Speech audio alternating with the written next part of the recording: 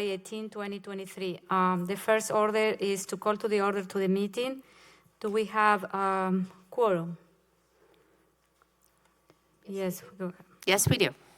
Okay. Second item is approval of the minutes. So I need a motion for approval of the minute. So moved. Second. Any question regarding the minutes for the June 20 meeting? None. All those in favor say aye. Aye. Aye. Nays. The motion carries. Next is public appearance for non-agenda items. Do we have a person here who wish to speak? Sean Puff. Do I need to push this? Well, good evening, everyone. I will be brief. I'm Sean Paff, 5843 Schumann Drive. I just wanted to stop by and thank you for serving. I look at this planning commission, I see some familiar faces, and I see some new faces. And for you to serve the community, I appreciate that. As someone who has worked with the planning commission over the years as a mayor and working with the city now, I thank the mayor, Arata Frata, for appointing me to the Joint Review Board. You're going to hear from that on the next agenda item. It's good to sit in front of a planning commission with some familiar faces. Mayor, I applaud you for reappointing Carol Poole to the commission. Carol is a dear friend of mine personally, but also someone who has fought very professionally and hard for growth. And Carol, I'm glad you're back. I think in this city, I would urge you, and I see that I don't know your name, ma'am, but to not see Ed Kinney up there is something new. So you're not Ed Kinney, and that's great. I love Ed, but you have your own voice and your own opinion, and thank you for serving. I think the city of Fitchburg is a very unique place, and those of you have heard me say this, what other community is blessed to be between downtown Madison and one of the fastest growing cities in the state, or businesses in the state, Epic? And the question I think we're at now in this city, you can see what's happening, is not if we're going to grow, it's how we're going to grow. And it was leaders like Carol Poole and others that really helped usher that thinking in the last 10 to 15 years. One of the challenges you have going forward, and I know that you are all very aware of this and want to do your best on this, is Fitchburg still going to remain affordable? And I appreciate the mayor's efforts and work to make Fitchburg a place where hopefully we can be affordable housing. So the work you do here matters. The Planning Commission is an important commission, but I think this city has demonstrated with a very able staff that has been here for a while that we can walk and chew gum, we can grow, we can protect the environment, we can also have people from all walks of life. One of the things I leave you with is that I always found Fitchburg to be very fascinating for many reasons. I chose to move here nearly 20 years ago when I got down here after graduate school, or I went to graduate school here, then stayed in Madison and worked. I chose Fitchburg for a lot of reasons. Its diversity. What other city has the economic diversity? Pro-mega and Sub-Zero, along with hundreds of other businesses. The Chamber had a great event tonight that unfortunately I couldn't make. The geographic diversity. You have a member of this committee that's part of the non-urban area sitting in a city that has a fast-growing population. So you have a rural area. And the last piece that I'm the most proud of, and I know the mayor, this is near and dear to her, is the demographic diversity. Nearly 35% of our city is African-American or Hispanic. That shows you that Fitchburg is a place to grow, live, and raise a family, and tonight's agenda reflects that. So again, thank you, Madam Mayor, for appointing me to chair the Joint Review Board. I wish you best of luck in the committee, and again, thank you, all of you, for serving. Thank you, John. So next, we move to the agenda review. Any comment, questions? No? So we move to agenda items. The first thing that we have in the agenda is a public hearing and consideration of Resolution R-137-23 and Plan Commission Resolution PCR-0223, approving an amendment to the project plan on boundaries of tax incremental district number 10. So we have a public hearing and we have several people that wish to speak. So we are going to call your name. You come to the microphone. You have 3 minutes to speak. After the 3 minutes, I'm going to say your 3 minutes are up, and then we move to the next person. Okay, so do we have anyone from A? Do we have any person here for agenda item 5A? No? Okay. So we close the public hearing, and next we move to the presentation from our financial consultant, Ehlers. Greg, are you ready? Yes. Okay.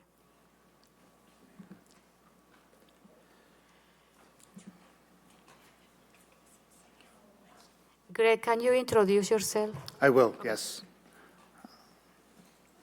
My name is Greg Johnson from Ehlers. We are the city's financial advisor. We've worked with the city on its tax incremental district program, which we're here to talk about this evening. We also assist the city with long-range financial planning and its capital improvement financing process. I'm going to walk through a presentation that's going to provide a background on each of the three TID actions that are on your agenda. At the beginning, I'm just going to cover some background information that's going to be applicable to all of the districts, and then we'll speak to each one separately as you have them listed on your agenda. So I'm just going to give me one moment. I'll just pull up my presentation, and we will get started.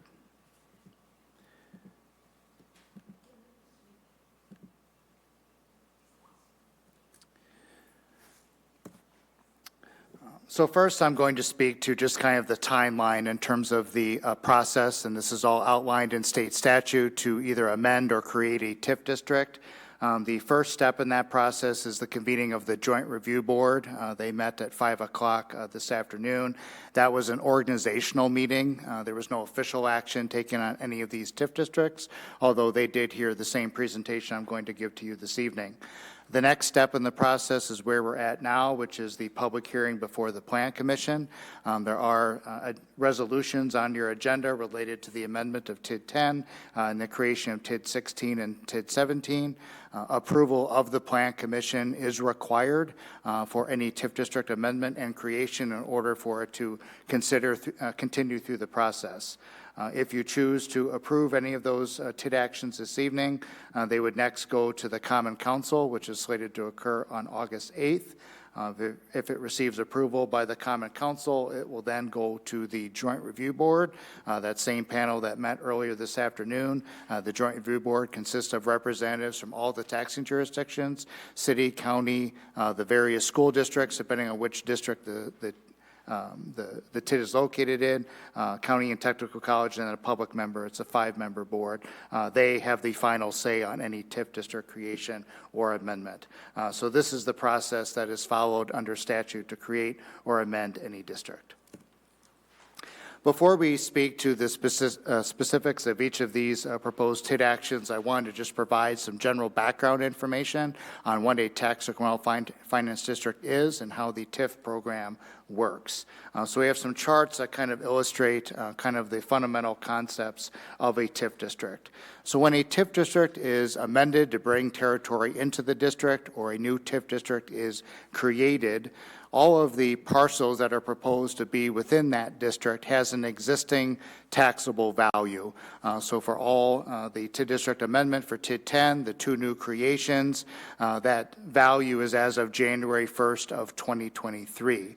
That is what is called the base value, the existing taxable value of the property at the time the district is amended or created.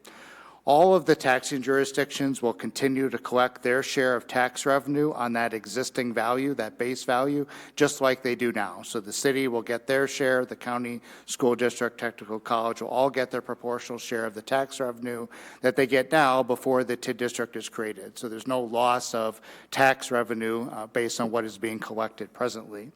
The financial benefit of a TIF district occurs when the value increases above that base value, whether that's due to general appreciation or more likely that's due to economic development or redevelopment activity within the district. That increase in value above the base is what is called the incremental value. And that value is what the tax revenue from that increase in value is used to pay for all of the expenses within the TIF district. So what a TIF district is, in its essence, is a partnership between the city and the other taxing jurisdictions, because the county, school district, and technical college are agreeing to forego their share of the tax revenue just on that new development to help pay for expenses within the TIF district that were necessary for that development to come to fruition. So the city will retain the county, school district, and technical college's share of the tax revenue just on that new value and use it to pay for expenses directly within the district. So a TIF district really ties the tax revenue collected from that new growth, that new value, directly to paying for the expenses that were incurred to help support or bring that development to fruition. So that's really the financial power of a TIF district to the city, is that by entering into that partnership with the other taxing jurisdictions, you can use their share of the tax revenue to help pay for the cost to bring development to fruition. So why do communities use tax incremental financing? Really, it's, as I said, it's kind of a way to show that cost participation and share the costs of economic development and redevelopment with the other taxing jurisdictions, so it doesn't fall solely on the city. And it really is the primary tool that's used by Wisconsin communities to promote economic development and redevelopment. It's commonly used to help pay for public infrastructure, can also provide development incentives when appropriate to help bring projects to fruition. I mentioned it's a partnership between the city and the other taxing jurisdiction. It's really ultimately also a partnership between the city and the development community to help bring targeted responsible growth within the boundaries of the district. And again, using the tax revenue generated from that development to pay for the expenses. So what are the impacts of a tax incremental finance district? Whether your property is located within a TIF district or outside of a TIF district, you pay the same tax rate. There's no difference in the tax rate you pay. Everyone pays the same tax rate per thousand of value. The only difference is where that tax revenue goes. If you're in a TIF district, the tax revenue from that base value, that existing value at the time the district was created, goes to all the taxing jurisdictions. The portion of the tax bill that's related to the increase in value above that base value goes to the city to pay for expenses within the TIF district. But you don't pay a different tax rate whether you're inside or outside a TIF district. Second, if your property is located within a TIF district just by the city potentially creating or amending an existing TIF district, it has no bearing on the zoning of the property. Any changes in zoning require the normal approval process that the city goes through to rezone a property. Just because you're in a TIF district does not have any immediate change on the zoning. That still goes through the required approvals. If the city were to use eminent domain, that's the acquisition of property for economic development purposes, which the city has not done, whether you're in a TIF district or not, does not change the eminent domain procedures as outlined in state statute. So if the city wanted to go through eminent domain, even though it has no intention to do so and has not historically used that, there's a separate statutory process that needs to be followed. Whether you're in a TIF district or not does not change that statutory process. All the projects that we'll talk about that are incorporated into the three project plans, by including them in the project plan, it makes them TID eligible, which means legally the TIF can pay for them if there is sufficient tax revenue to pay for it. By adopting a project plan, and the projects that are listed within that plan does not commit the city to undertaking any of those projects. The TIF plan just makes them eligible to be repaid by TIF revenue. Any public infrastructure project, development incentive, all requires separate common council approval. So we'll talk about various projects, but just by potentially approving a project plan does not mean the city's committing to undertake those costs. The financial benefit to a TIF district is if that value increases and the tax revenue that's collected from that increase in value is sufficient to cover all of the costs and obligation of the district. When the district closes, all of that incremental value returns to the tax rolls. Over the past 2 years, the city has closed, two rather large TIF districts, which will see a lot of value returned to the tax rolls, which benefits the city and all the other taxing jurisdictions. If there is excess funds remaining in the TIF district at the time it closes, those excess funds get proportionally distributed to all the taxing jurisdictions, city, county, school district, technical college. Conversely, if they, at the end of the TID district's maximum life, if all of those project costs have not been recovered, this municipality, or the city in this case, solely would bear the responsibility of that shortfall. That does not get shared amongst the taxing jurisdictions. Before we go through the kind of specifics of each of the proposed TID actions, are there just any questions on the kind of general use of TIF or how it's applied here in the city?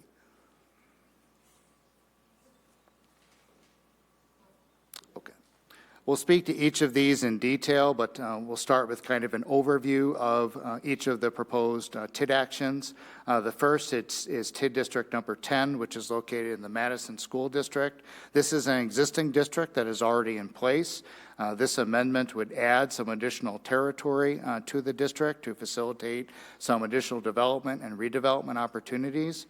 Portions of the territory that's being added were previously in the town of Madison, but were absorbed by the city of Fitchburg in October of last year. Parts of this plan were really identified in the North Fishhatchery Road Visioning and Implementation Plan. So a lot of the projects that we're talking about are implementing some of the goals and objectives of that plan, which identified the use of TIF as a potential way to bring some of those projects to fruition. TID District number 16, also in the Madison School District. This is commonly referred to as the Rimrock area, and also encompasses areas of the Southdale neighborhood, which has been also part of a specific neighborhood plan.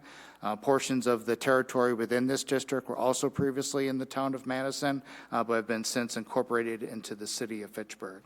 And then finally, TID District number 17, which is in the Verona School District. The western edge of this district is commonly referred to as the Anton Drive area, and the eastern edge of the district is commonly referred to as an Arrowhead area, both part of specific neighborhood plans and redevelopment and development objectives of the city. So, Mike, did you have anything you wanted to add? Sure, I would just chime in that all three of these TID districts actually align not only with our neighborhood plans for these respective areas, but they also align with our Healthy Neighborhoods initiative, where we're focused on revitalization and neighborhood development. So they align really nicely with multiple city objectives. One of the common provisions that's identified in each of these project plans, existing TID 10 and proposed TID 16 and TID 17 are all rehabilitation TIF districts. That means the maximum life of these districts under state statute is 27 years. And the statutory finding is that at least 50% of the area meets the statutory definition of an area in need of rehabilitation or conservation. So we've included the statutory citations in each of the project plans. We've also listed it up here in terms of what that criteria is. We'll be talking specifically about how those findings were made in terms of city staff's evaluation of which parcels kind of meet this criteria in order to satisfy that at least 50% of the area is an area in need of rehabilitation. So we'll talk about this through each of the specific districts, but wanted to kind of touch on the primary findings. It's any of the four that are listed here on the chart.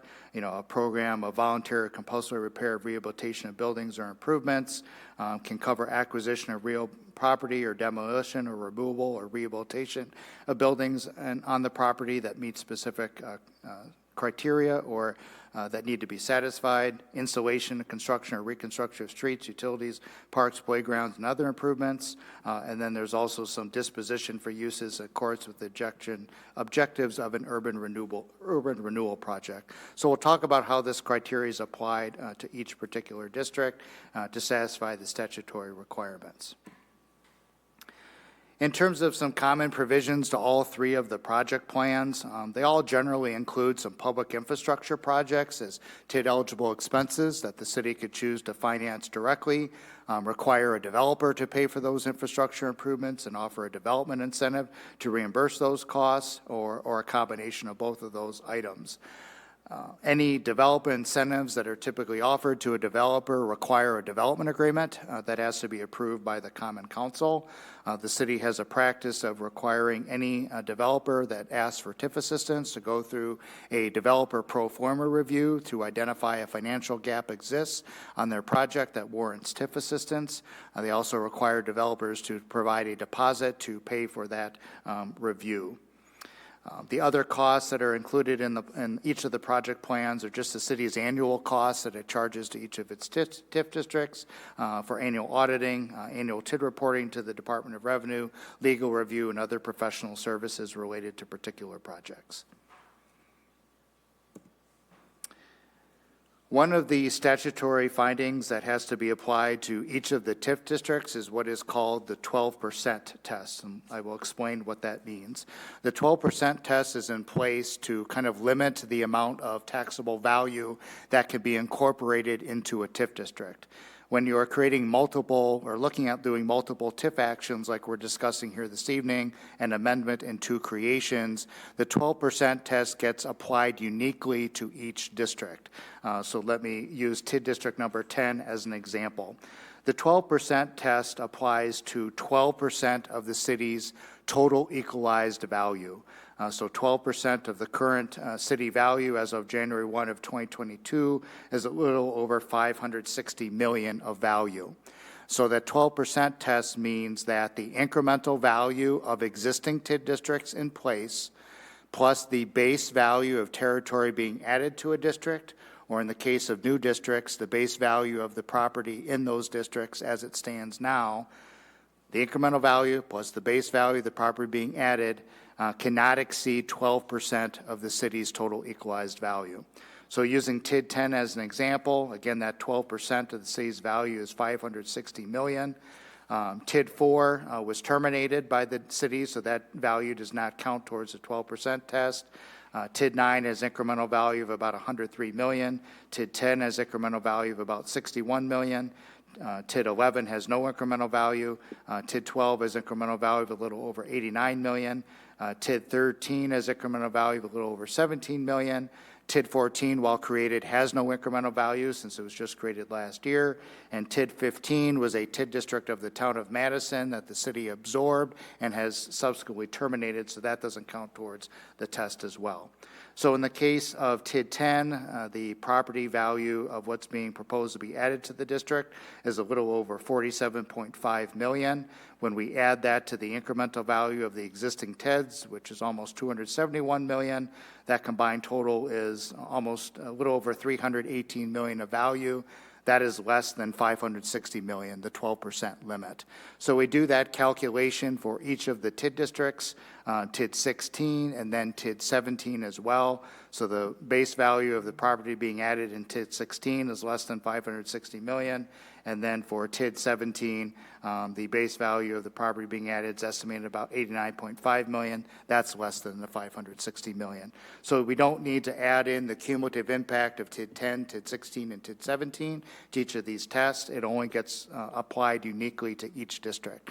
So in the end, what this means is that the city can proceed with the creations because at least you satisfy the valuation limit tests.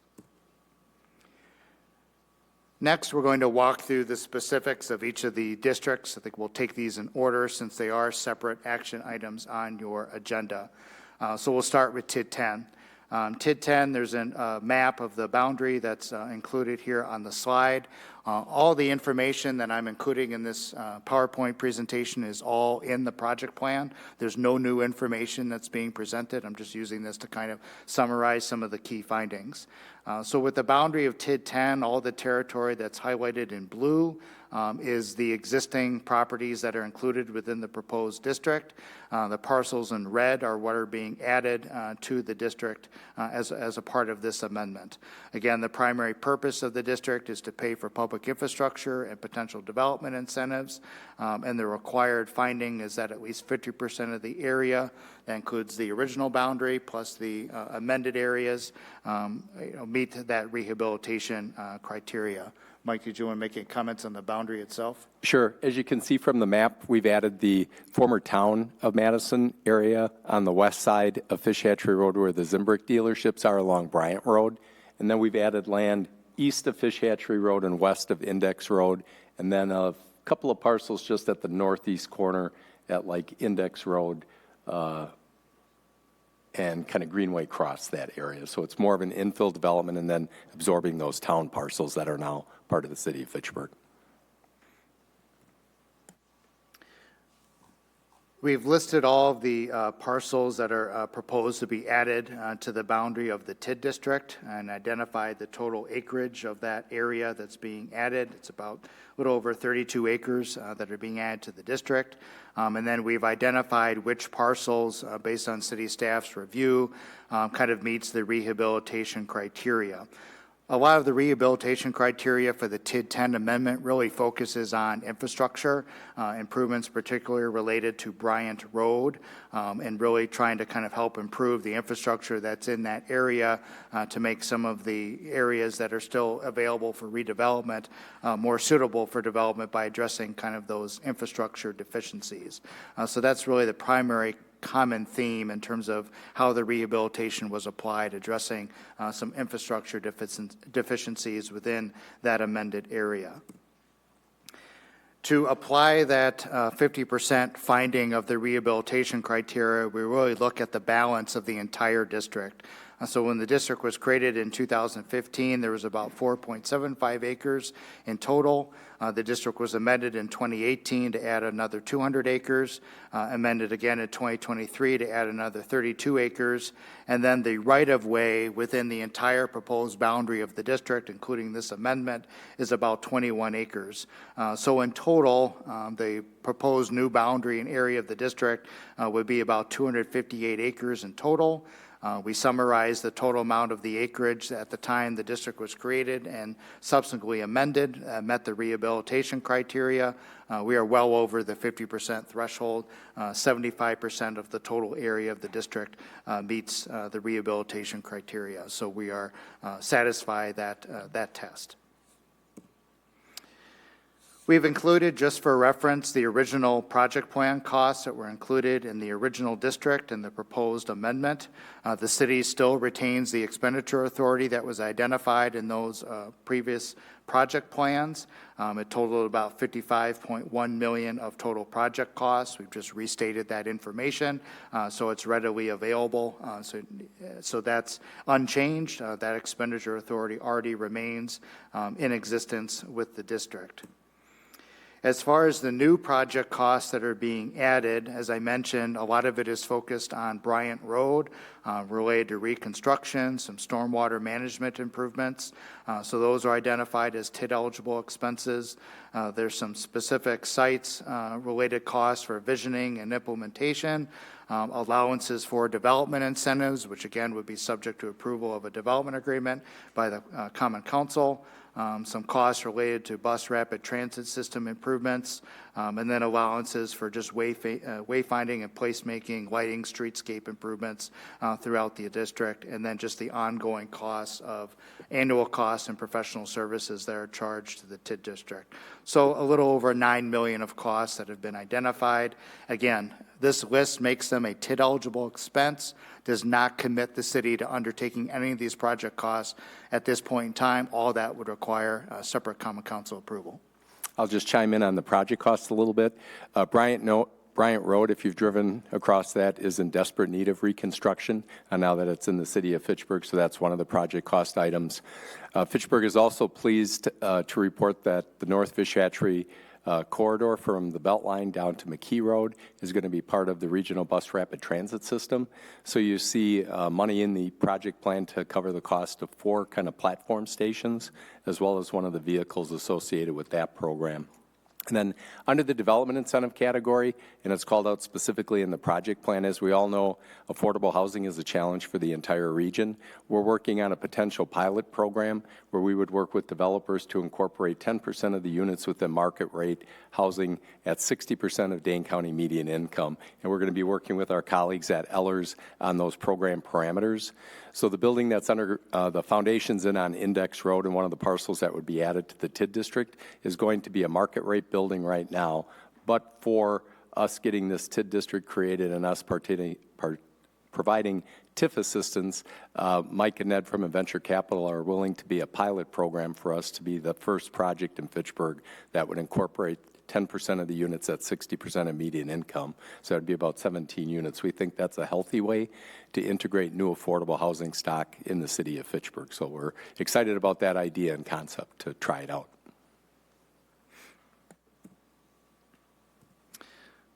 Within the project plan, we included detailed financial analysis that's required to kind of illustrate the projected financial performance of the district.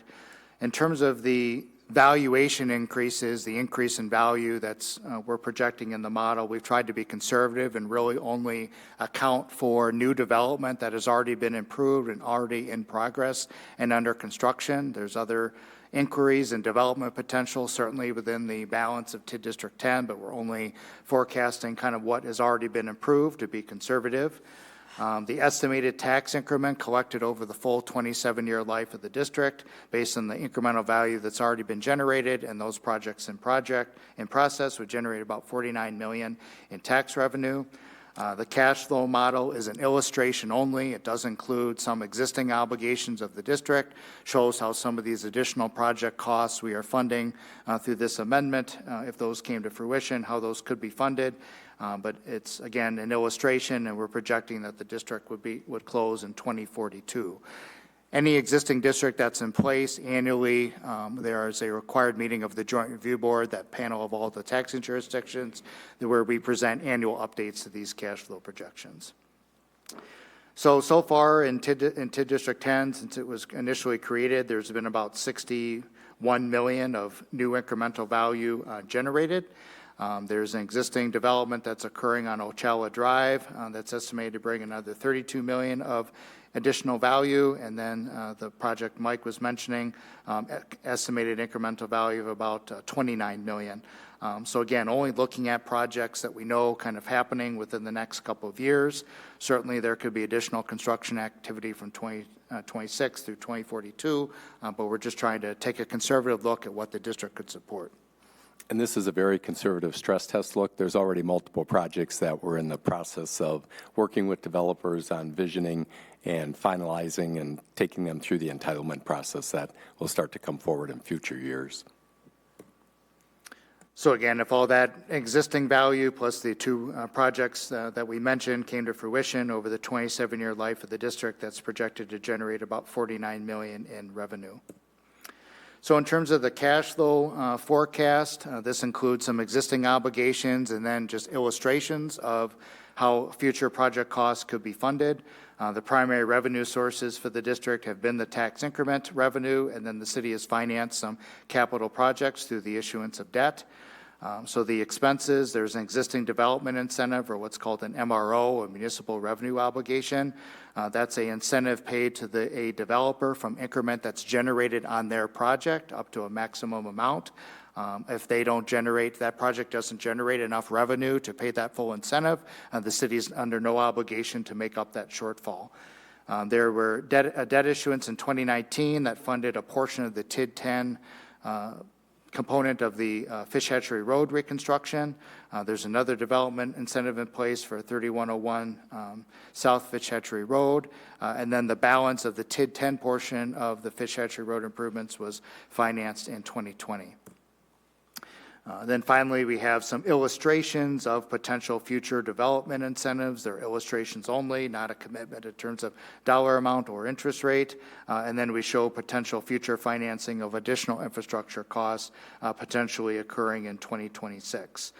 So this district has incurred some significant expenses, particularly related to Fitch Hatchery Road. And so the district is generating value to kind of recover those costs. But as we've mentioned, this is a very conservative forecast. Even if no other development occurred beyond what's anticipated within the next 3 years, that existing incremental value could still support some additional infrastructure investment within the district. And so we're showing that, the district is still projected to remain open for several years, but could potentially close early. So just to summarize, TID 10, existing district, incorporating some targeted areas for redevelopment opportunities. The project plan identifies some specific infrastructure improvements, provides allowances for development incentives, all subject to future authorization and approval by the Common Council. But really kind of through this amendment, utilizing the district to continue to provide development opportunities, particularly in areas that have recently incorporated into the city from the town of Madison. So that's kind of the overview. Mike, I'll let you add any other comments. Sure, I'll just add, in this situation, we kind of took the approach of if we build it, will they come? And we invested $28 million in a generational road reconstruction of North Fish Hatchery. And as you can see, I think already what's in the built environment, that the private sector has already responded, and this district will cash flow. And there's more projects in the pipeline, and they're helping us transform the corridor that developed when the city of Fitchburg was a town into the city of Fitchburg of today, and it's starting to look like that. So we're really pleased and proud about that, and we really want to take it to the next level up there and completely transform that corridor into the city of Fitchburg of today.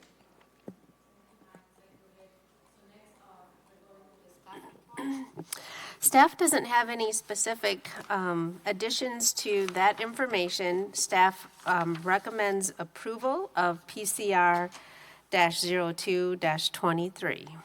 Okay, thank you. And now we open the, comment and discussion to the plan commissioner. So, any questions? Comment? Okay, yes. I'm curious, how do you choose the boundaries of the district because we acknowledge we don't know what future projects might want to be, and I notice this, I think all three of them have squiggly line. It kind of looks like a gerrymandered district, actually. And, some parcels are cut out of what would seem to be a better structure. So how is it chosen that you take some parcels out of the TID? You can start. Sure. First of all, the parcels need to be contiguous. So that's one thing that kind of drives, which parcels are included. And then we also try and guard against areas where there would be decrement, where maybe there would be an existing building with significant valuation on the site that maybe was going to be demolished. So maybe we would look to add that at a later date, maybe after that building has been demolished, because we can have 4 amendments in the district. Some of it is also discussions with property owners and maybe their development interest and motivation. And then I think some of the neighborhood plans that we have in place are driving kind of those parcels and boundaries. And then especially vacant land, that's something that we want to make sure is included to encourage and facilitate infill development and good valuation in the district that'll generate increment to pay for the project costs. The only thing I'll add to that is that there is a statutory limit in terms of the number of times you can add or subtract territory to a TIF district. That is 4. So this is the 3rd boundary amendment of this district. So that the boundary can be amended 1 more time. Doesn't have to be, but it can be. Any other questions? No? Okay, so we're ready to vote? Okay, so all those in favor of the... Oh, an motion, sorry. I need a motion. I'll recommend approval of resolution R-138-23. I'll second. Any additional question and comment? Here none, so all those in favor of Plan Commission Resolution PCR-02-23 say aye. Aye. Aye. Aye. Any opposed? The motion carries. So, okay, so now, next we move to number 5B, is the public hearing and consideration of Resolution R-138-23 and Plan Commission Resolution PCR-0323, creating tax incremental district number 16, approving its project plan and establishing its boundary. So we have a couple of people that they want to speak, so I will be calling you to the microphone. Remember, you have 3 minutes, and then we move to the next person. Okay. So Sally Hoff, she wished to answer question if needed. Okay? I don't know, you want to speak?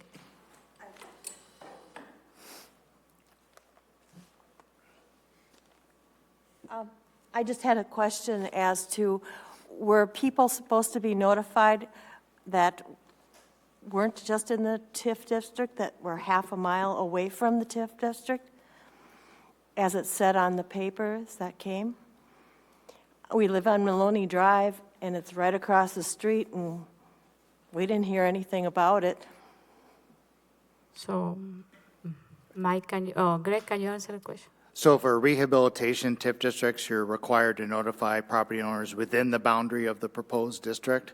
The half-mile radius refers to the ability for the city to undertake project costs within the half-mile radius boundary of the district for specific projects included in the project plan. So if you're within that half-mile radius, but you're not within the boundary of the district, then you're not legally required to be notified, nor are you in the TID district, only if you're within the boundary. Even with all the things that are going to go on Maloney Drive, that's going to be completely redone, I heard. That one is a question for Mike. Do you have an answer? One of the project cost items is a reconstruction of Maloney Drive. Yeah. And we don't you're not going to notify us that, We are going to notify you when we plan to do the project. but we hear about this and, information is helpful. But this is a different, information is only for the people that they are the owner of the parcel within the district. Okay.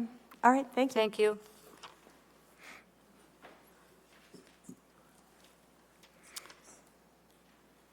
Okay, now. So next one is Chowdhury Ali. Oh, okay. So I don't know, you want to wish to speak or register in support, in opposition? You didn't mention any. I just registered. I don't want to speak. You want to speak? No, Okay. thank you. Okay. So next is Diane Peace. She wishes to speak.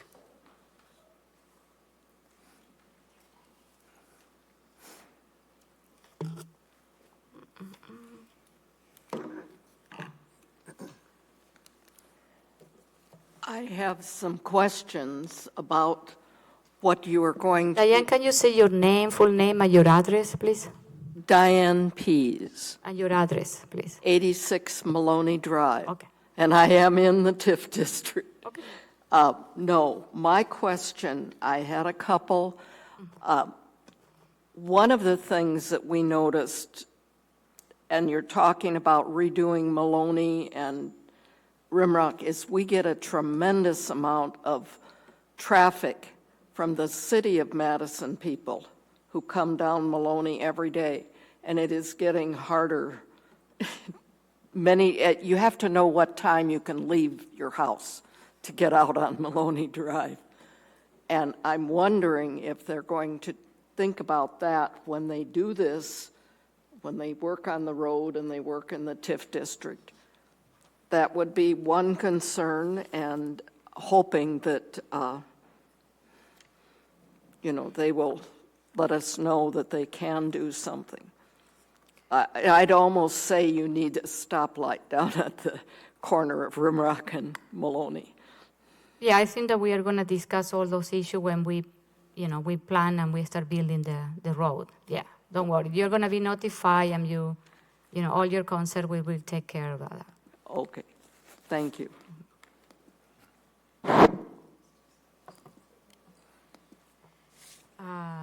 Darren Bush, he's registered to only to support this item.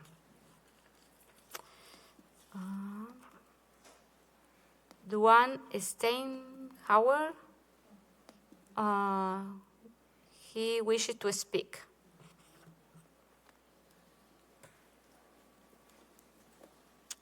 Good evening. Just hit the little button.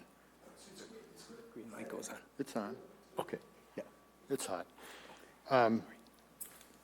If you look at the map up here, my properties are 12, 13, 14, and 15, kind of the tail. And also my neighbor is number 11, the new mini warehouses that were built 4 or 5 years ago. And the two of us, he's on vacation, so he couldn't be here this evening, so I don't know if my speaking for him counts, but we would appreciate if you could take us out of the TIF district. We don't see any advantage for us. And I've spoken with the city people, and they've pointed out that there could be an advantage eventually if we were in the TIF, but we are requesting to be removed. Okay, Thank you. thank you.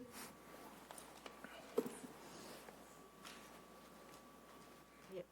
Okay, okay, so next, Greg, your presentation. We're done. So the overview of TID District number 16, there's kind of the map that's kind of identified the areas in green or what are proposed to be included within the proposed boundary of the district. Similarly to TID 10, really the costs that have been identified in the project plan are potential public infrastructure improvements, allowances for development incentives to help facilitate redevelopment opportunities within the boundaries of the district. This is also a rehabilitation district, so has a maximum life of 27 years, and not less than 50% of the area must meet the statutory definition of an area in need of rehabilitation. So we've included the rehabilitation findings that were included in the project plan, kind of based on the review of city staff in terms of the parcels that kind of met the particular criteria.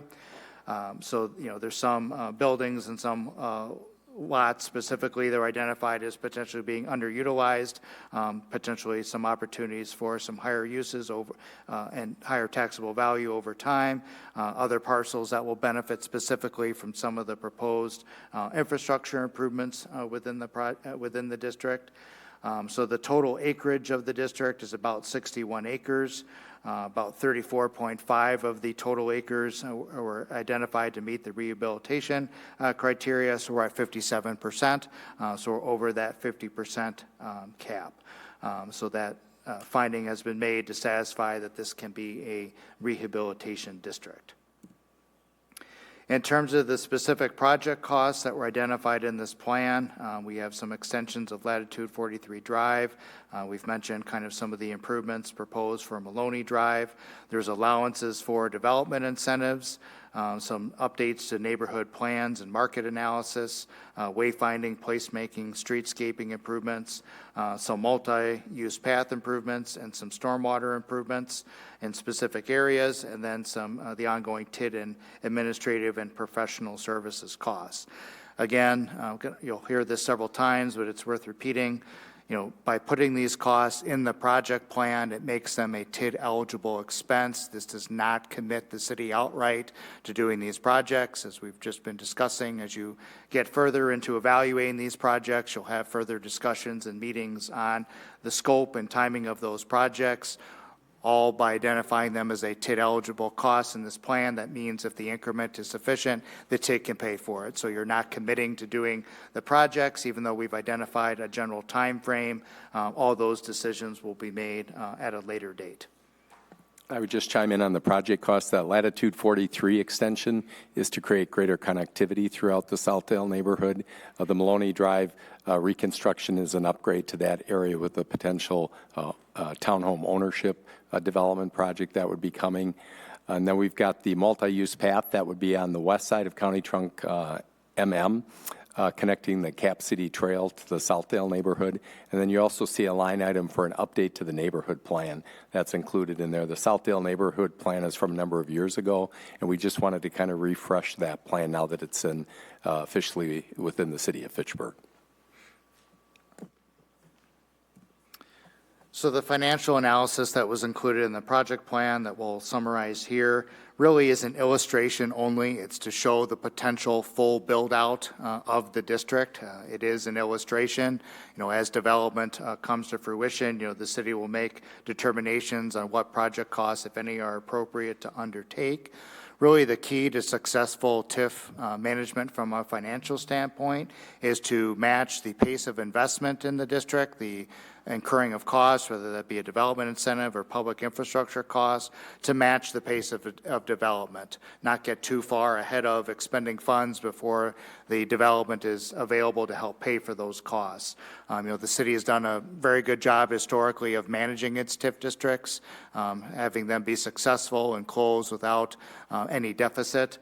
So I think the city has very good track record and practices and procedures in place to ensure successful TIF management. But again, this is really an illustration. So based on that $94 million of value, that would generate $39 million in tax revenue. We put a cash flow model together that just illustrates when the district could close and estimated in 2043. So in working with staff, and they received feedback from others as well, kind of identified particular parcels within the district, some potential uses for those parcels, and estimated increases in taxable value for those parcels, really looking at the construction window over the first 11 years of the district. So again, this is really kind of an illustration of the potential of what could happen in the district. So again, if all that incremental value comes to fruition, that generates about $39 million in tax revenue over the 27-year life of the district. So this cash flow is an illustration only.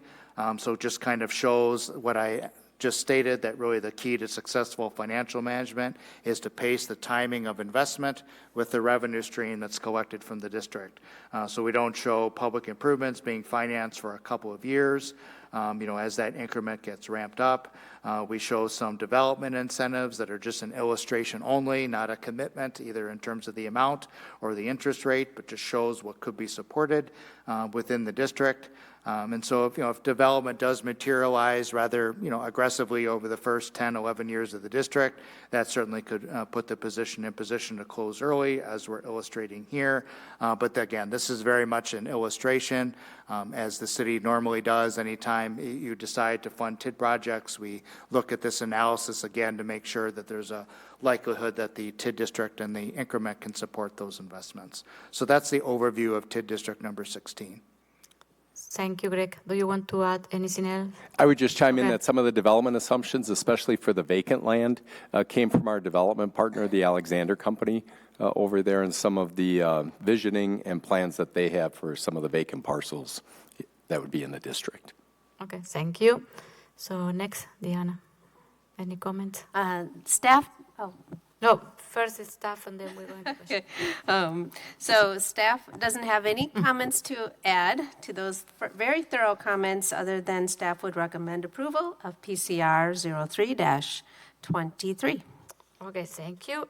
So now we open a question and comment to the plan commissioners. So who is first? Carol. I have a question. I actually have a couple of questions. I don't think I ever remember someone requesting to have their property removed from a TID district. And I think, just as a landowner looking at these maps, I think I understand what the concern might be, which is when you're used to having, and you currently have, your property in a certain use, and now there's a map that's floating around that shows that your property is slated to be a different use. So my first question is the TOD where parcels 11, 12, 13, 14, and 15, is that part of the current neighborhood plan that's already part of the future land use for the city? I think that's what's identified in the Southdale neighborhood plan, but I would defer to Deanna on that specifically. I mean, I'm just curious as to whether that's a change from something that the city already had planned, because I can understand where there might be a concern on the part of the landowner, and I don't want to speak for him. But that might be what his concern is. So we haven't made any changes with bringing the TID district forward. We haven't made any changes to the future land use map, if that's your question. When the town of Madison parcels came in, we brought in the parcels and as related as we could in conformance to the Southdale neighborhood plan and in conformance to our overall comprehensive plan. So there wasn't any change in the future land use as part of this process, if that was. That these were added to that map? Yes. So they weren't a revision to the map, they were in a. They were added in when the city brought those parcels in. Okay, and then that's identified as TOD probably because it's on the rail corridor. Yes, I think that came out of the Southdale neighborhood plan.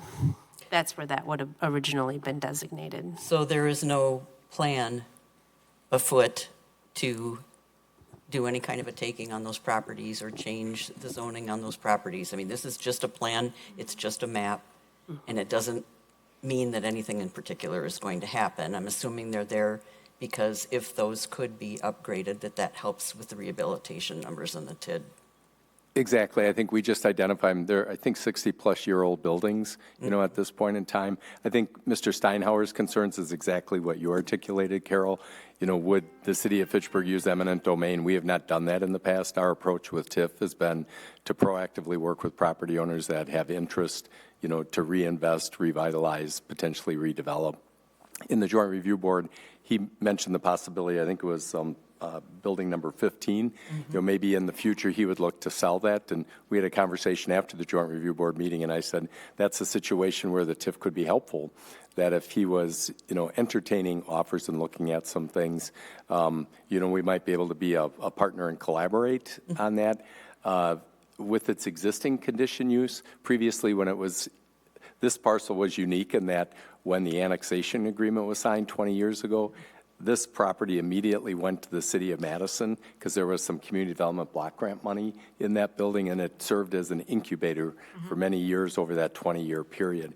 And I mentioned to him after the Joint Review Board meeting, too, even in its current condition and state, maybe there's an opportunity to work together with the city that maybe it serves as an incubator for the city of Fitchburg.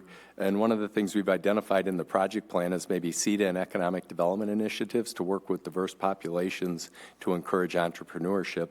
And that building, as it is today, could be a perfect kind of business and model to work with in partnership and collaboration with the city. Thank you. Any other questions? Gabriel. Oh, Gabriela? Yes, thank you. Mike, it looks like the project talks about the latitude 43 extension. I know we had some trouble with that when we created bus routes. Is that vacant land included in the boundaries, that land that we'd actually had to build that road on? It looks like it's outside, but maybe I'm mistaken. That's one where the project cost is outside the district boundary, and we've got that noted in the project plan, a portion of it. Yeah. So there's some language in the TID project plan, Gabriella, that some of it's included in the district and some is outside. Right, Craig? Okay, so the TID money could be used for that. It's just, and so it doesn't have to be within the district for it to be used for, Right. Okay.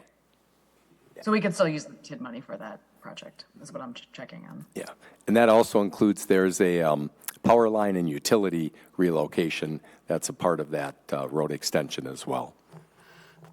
Thank you. Any other questions? Yeah. Comments? No? Okay, so I need a motion.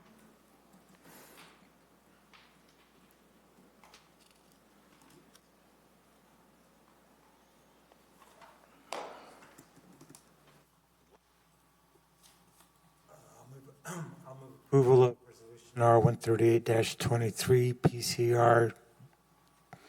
No, wrong one. Number 5B. Okay. PCR-03-23. Yes, correct. Second. All those in favor of resolution PCR dash 03 dash 23, say aye. Aye. Aye. Aye. Any opposed? The motion carries. Thank you. Okay, next, we move to the public hearing for 5C. Is the public hearing and consideration of resolution R-139-23 and Plan Commission Resolution PCR-04-23, creating tax incremental district number 17, approving its project plan and establishing its boundaries in the city of Fitchburg in Wisconsin. So we're going to start with the public hearing. So we have Amy Niemiecek. Amy, you are online. Are you ready? Yes, I am. Can you hear me? Yes. Okay. Hi, everyone. I'm Amy Niemiecek, President and CEO at Circo Incorporated. We're located at 5321 Verona Road. On the map as shown, it is parcel number 34. And I registered in support of this TID in the potential, this would allow some assistance in moving some power poles that were left on the north side of our property. With all the improvements that were made with Verona Road, we do still have utilities in our way to continue expansion to the north. So I am in support of this TID 17 creation. That's all I have. Okay, thank you, Amy. So next is Daniel Glinert. He wishes to register only and is in support. Okay. Do you want to speak, Daniel, or no? Okay. Next is Robert Glinert, also in support of this district number 17. Okay.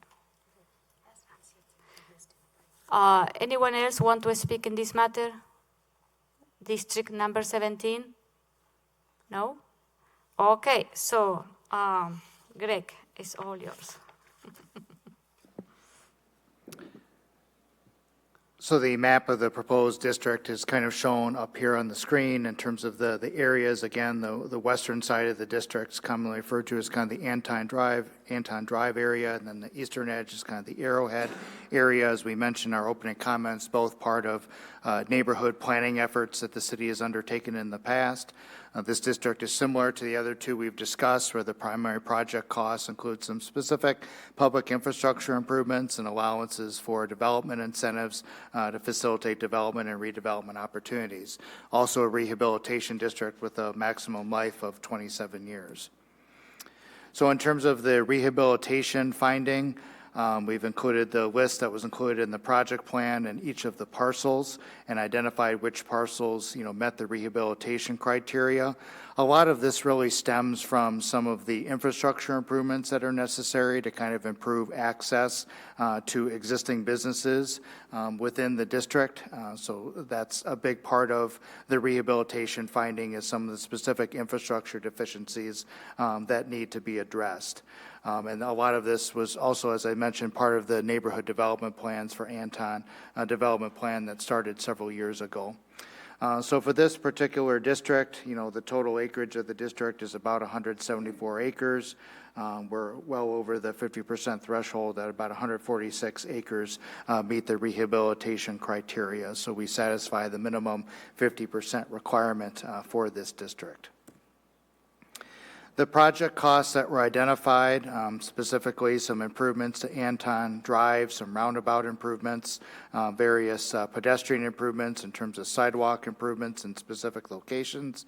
The allowances for development incentives was mentioned, the relocation or removal of power lines, wayfinding, placemaking, streetscape improvements, updates to neighborhood plans, and then some specific sidewalk and other widening improvements and multi-use path improvements as well. So the total project costs are a little over almost $24.6 million. Again, By putting them in the project plan, it means they are a TID eligible expense, does not commit the city to doing any of the projects, either in the timeframe committed or at all, or timeframe identified. So all that is subject to future common council action. I would just chime in that a lot of the project cost items are elements and recommendations from the Anton redevelopment plan on the west side of Verona Road. Now that we've all lived through and survived and prospered after the 7-year Verona Road reconstruction, we've got buildings that are kind of backwards with their orientation. So we've got some development incentive money to help kind of drive maybe reorientation, revitalization, redevelopment, infill development on some of the vacant acreage that's there. And then on the east side of Verona Road, there are recommendations from the Arrowhead neighborhood plan and working with some of our major employers, and then we meander down to McKee Road to bring in the theaters and some of those parcels as well that might provide opportunities for additional development. So similar to TID 16, the financial analysis that we included shows the potential build out of the district. This is again just an illustration.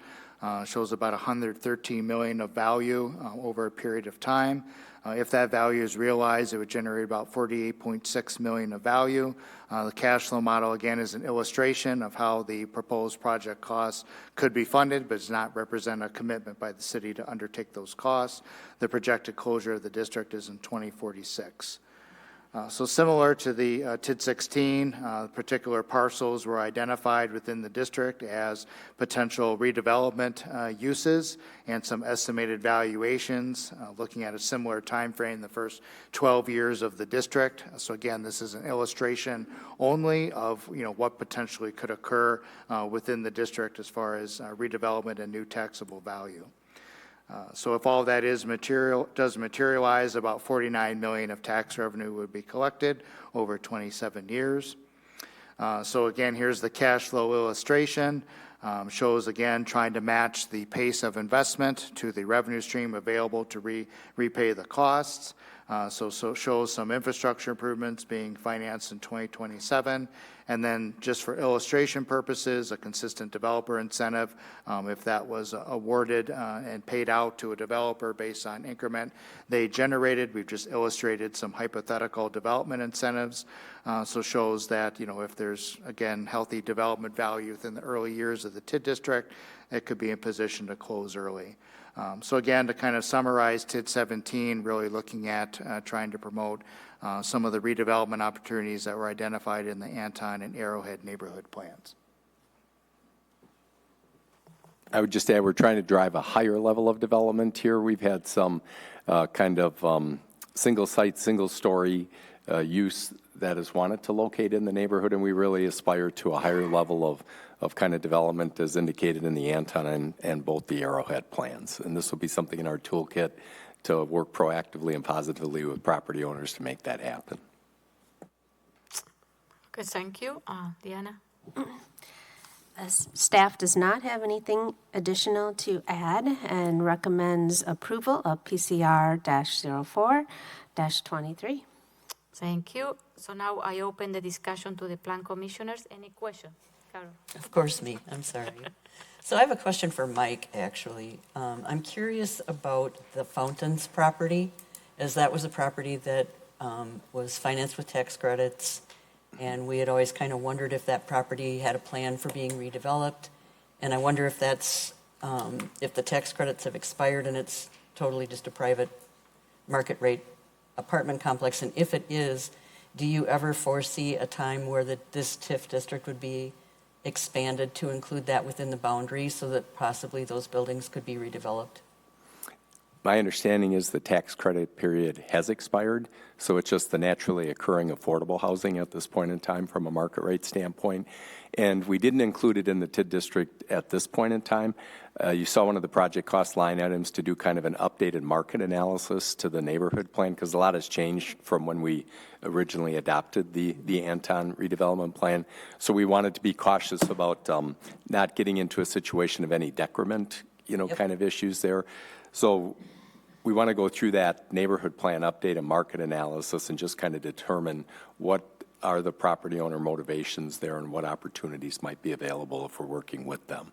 You know, they've got some, acreage to work with there, even with the existing buildings, so there might be other opportunities to kind of urbanize and densify, that area. I think the one thing an approach that we've always taken in all of our TID district is we want to be careful that we're not displacing existing residents and housing stock. So I think we would be looking at something, is there some new housing stock that we could build, maybe that's affordable, that existing residents could transition to if we were taking out any of the older existing housing stock.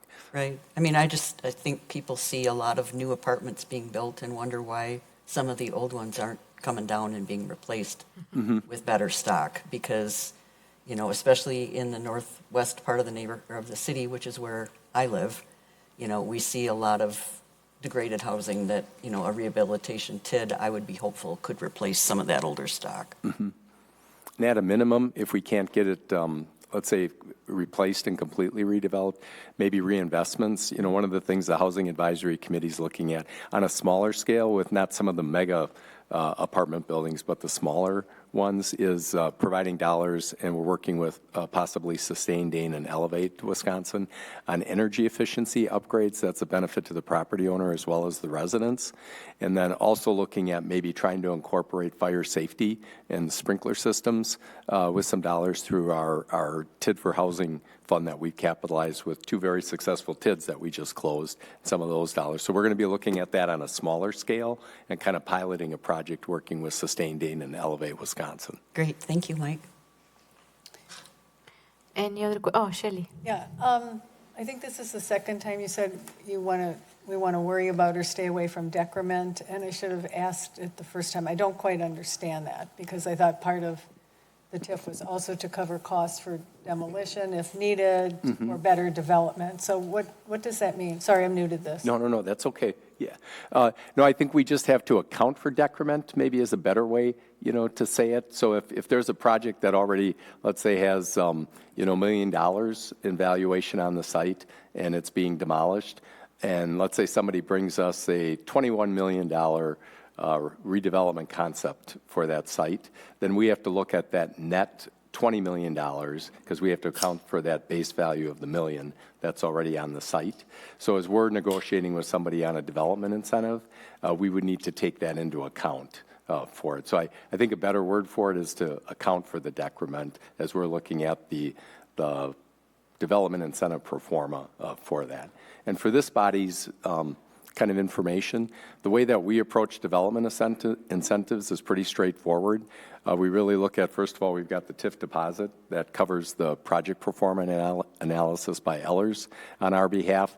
And they do all the but-for tests for us. They look at the internal rate of return, cash on cash, all those kind of financial ratios on our behalf.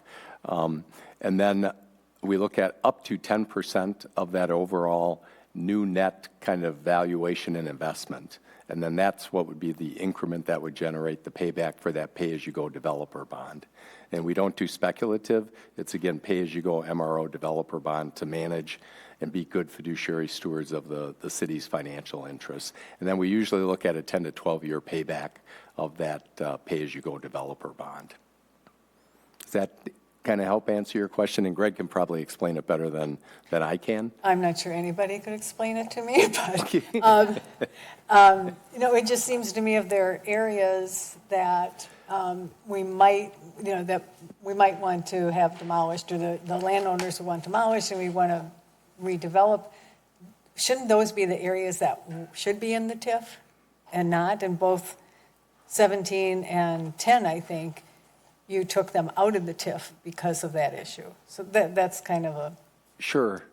Yeah. I think we kind of included the ones where there was the potential for some decrement, but not significant decrement, without knowing maybe what the future plans are for those properties. So like in TID 16, over there in the Southdale neighborhood, we didn't include a lot of the significant multifamily, because let's say if somebody was going to completely redevelop those, it might be hard to come in with a new project that would completely close the gap of the existing decrement on the site, just because of the amount of valuation that might be on those properties. I don't know if you have anything else to add. I think what I'll just add is I think with the decrement and the demolition, it's really mainly a timing consideration. Is if you have something that is demolished, that existing value, you're going to lose value in the district. You want what's going to replace it at a higher use and generate more value to follow closely behind. You know, from a TIF standpoint, kind of the worst scenario is you demolish something in one calendar year and then you don't replace it to the next calendar year because then the valuations are going to reflect the demolition in one year and the increase in value another year. When you're doing that project-specific analysis, that timing differential can reduce the tax increment that's collected. So it's not that the demolition is necessarily a problem, it's the timing of the replacement value, so the finances work better. We're always trying to ensure that our TID district's cash flow as best as possible. That's what we rely on these guys for. So then that's what makes the larger the complex, the harder it is to do that. So like individual buildings, individual smaller 8-unit, 16-unit buildings would be much easier to handle in a redevelopment TID than a large complex. Okay, thank you. Any other questions? No? Okay, so I need a motion. I'll move approval of Plan Commission Resolution R138, 139-23. And PCR 0423. I'm not sure if we need both in the motion or We need the not. Plan Commission resolution. Okay, so Plan Commission Resolution PCR 0323, Second. 423. Okay, any additional comment, discussion? No? Okay. All those in favor of resolution PCR-04-23, say aye. Aye. Aye. Any opposed? Okay, any opposed? The motion carried. Thank you very much, Greg, Mike, You're welcome. Thank you. Joyce, Tim. Well, can I just add, Mayor, you mentioned team there, sorry to, but I just would like to thank the entire city staff team and the Ellers team. To do one TID district at a time is a lot of work. To do 3 is monumental. So to the entire city staff team, administration, and everybody, it was a collaborative team effort across a whole host of departments and has consumed a lot of time. But it's an important tool for economic development and redevelopment in our city. So we appreciate your support moving forward, and hopefully we get the same support at the council and ultimately the Joint Review Board. So thank you. No, thank you. This is great for the city. So next, we move to 5D. 5D, E, and F are all together. So we are going to do the... On to Apple Garden. Okay. So we had 2 persons that they want to speak in this issue. One is David Wiles. You are online. David, are you ready? Let's go. Is he ready? Hello, I am online. Yes. I am here to respond to questions. Okay, thank you. Matt, do you want to speak to anything? Matt, yeah. What's that?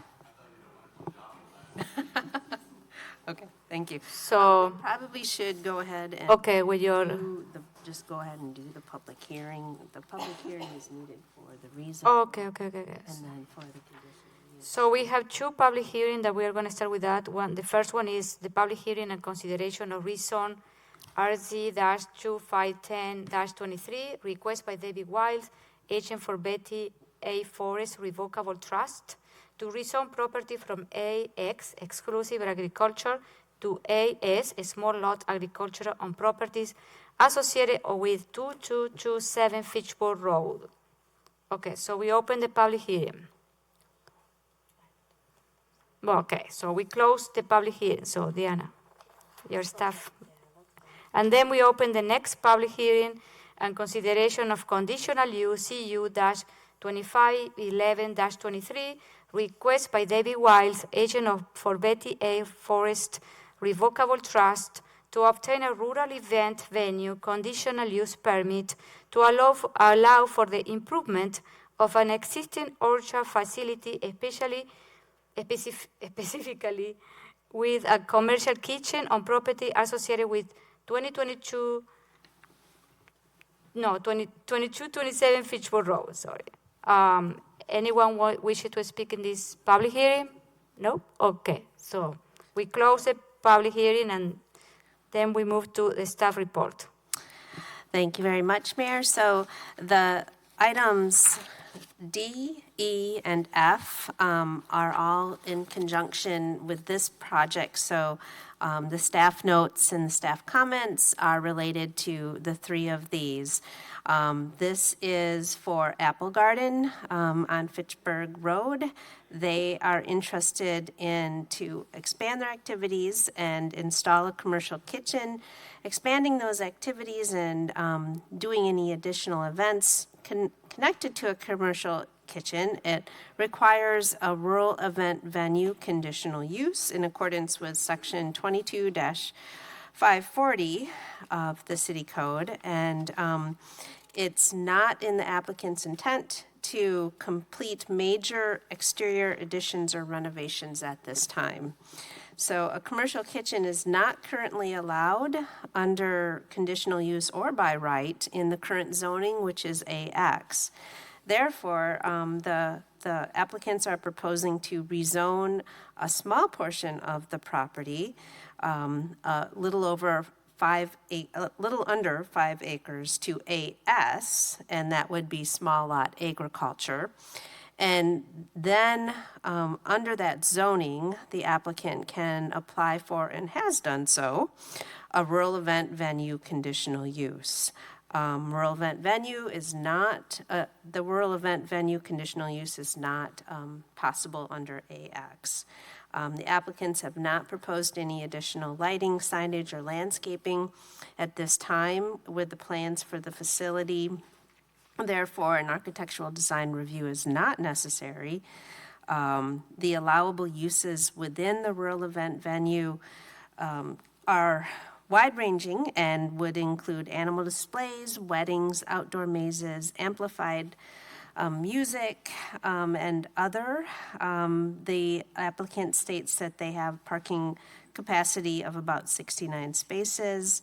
And the applicant has requested specifically the following uses under this conditional use. And so in the recommended conditions for this, we've recommended that these would be the allowable uses under the rural event venue conditional use. Non-motorized playground equipment, wagon, sleigh, hay rides, animal displays, petting farms, and pony rides, outdoor sales, outdoor site for conducting wedding ceremonies, food preparation facilities to support on-site activities, seasonal outdoor mazes of agricultural origin, and then the commercial kitchen and related improvements would provide food service for 25 to 30 guests.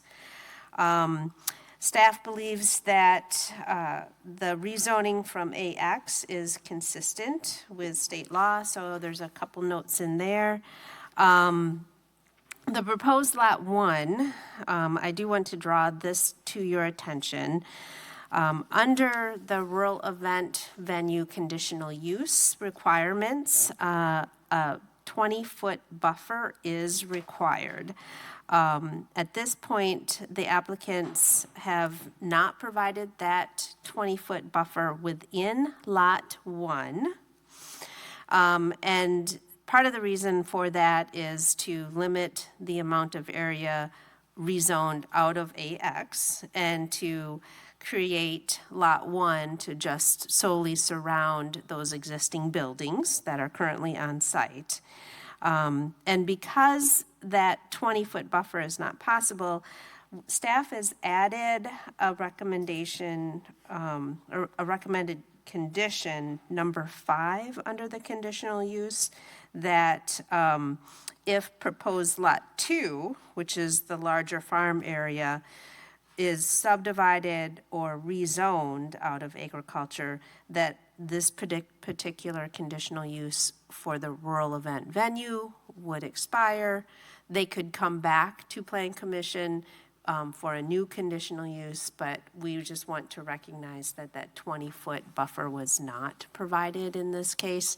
Staff doesn't believe that's a big problem, but if there's a change in the larger lot in terms of subdivision or rezone, that would make Apple Garden come back forward to Plan Commission for a revision to the conditional use. So staff recommends approval of the certified survey map with those 7 conditions. We recommend approval of the rezone with 3 conditions, and then we do recommend approval of the conditional use for rural event venue with the 7 conditions. And I am ready to take some questions.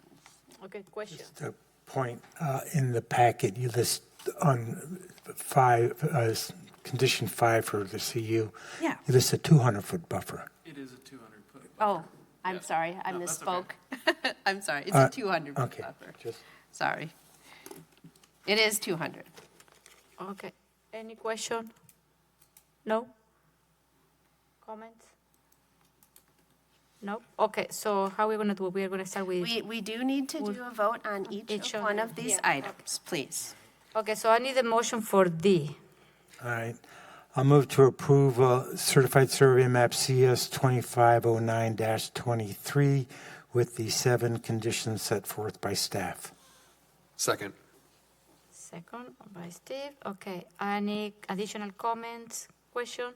Nope. Okay, all those in favor of certified map SS-2509-23, say aye. Aye. Any opposed? Aye. Oh, I'm sorry, Gabriela. Any opposed? No. The motion carries. Okay, so next we move to E. I need a motion for E. I'll move approval of rezone request RZ 2510-23 with the 3 conditions noted by staff. Second. Second by Steve. Any question, comment?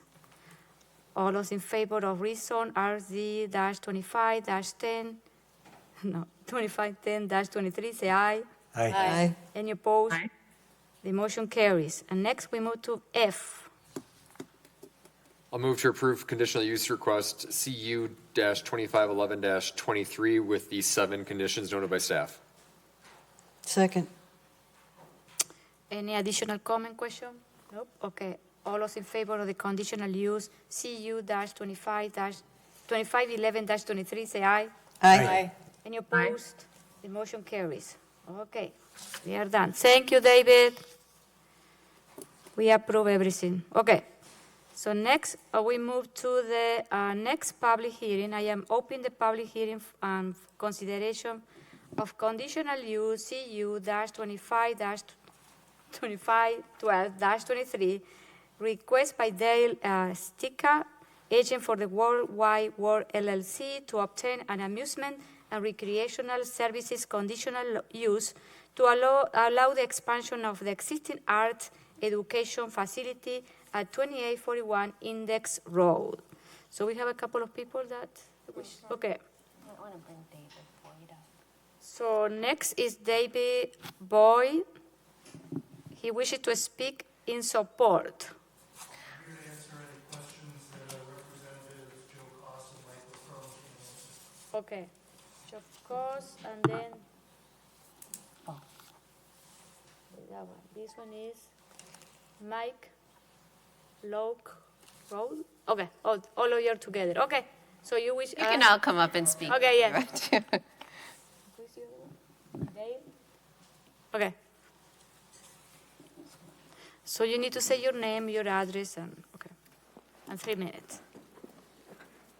Good evening. I'm Joe Koss, 1254 Hanover Trail, Wanakee, here representing COPA, Inc., community organizations promoting the arts, along with Mike LaCrone. You can introduce yourself. Yeah, Mike LaCrone. I'm here today primarily because I believe in the project. It's a very important project that I don't think you can afford not to keep going. I could cite a whole lot of facts which would bore you to death about how much music has helped kids grow in the first, I mean, there's all sorts of books written about if a student is an honor student, then that plays over into what they're going to be doing in the next level. I had a very interesting experience. I was, I guess you would say, a speaker for a local service club.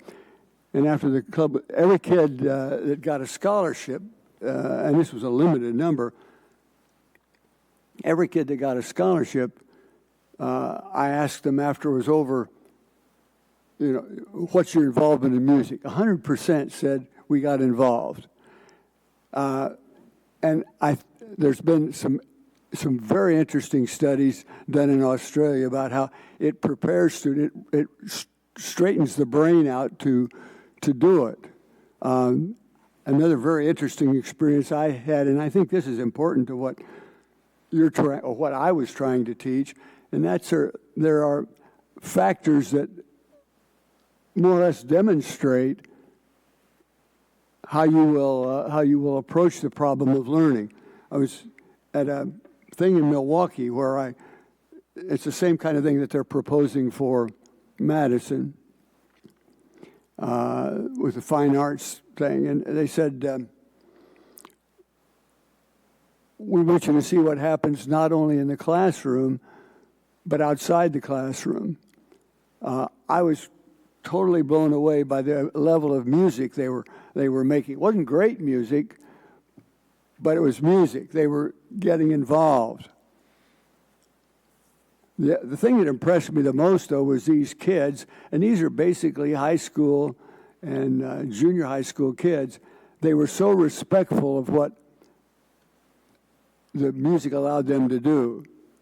There was a sense of respect. You didn't see litter on the floor. You didn't see any chalk marks on the hallway. What you saw was these kids anxious to play music. I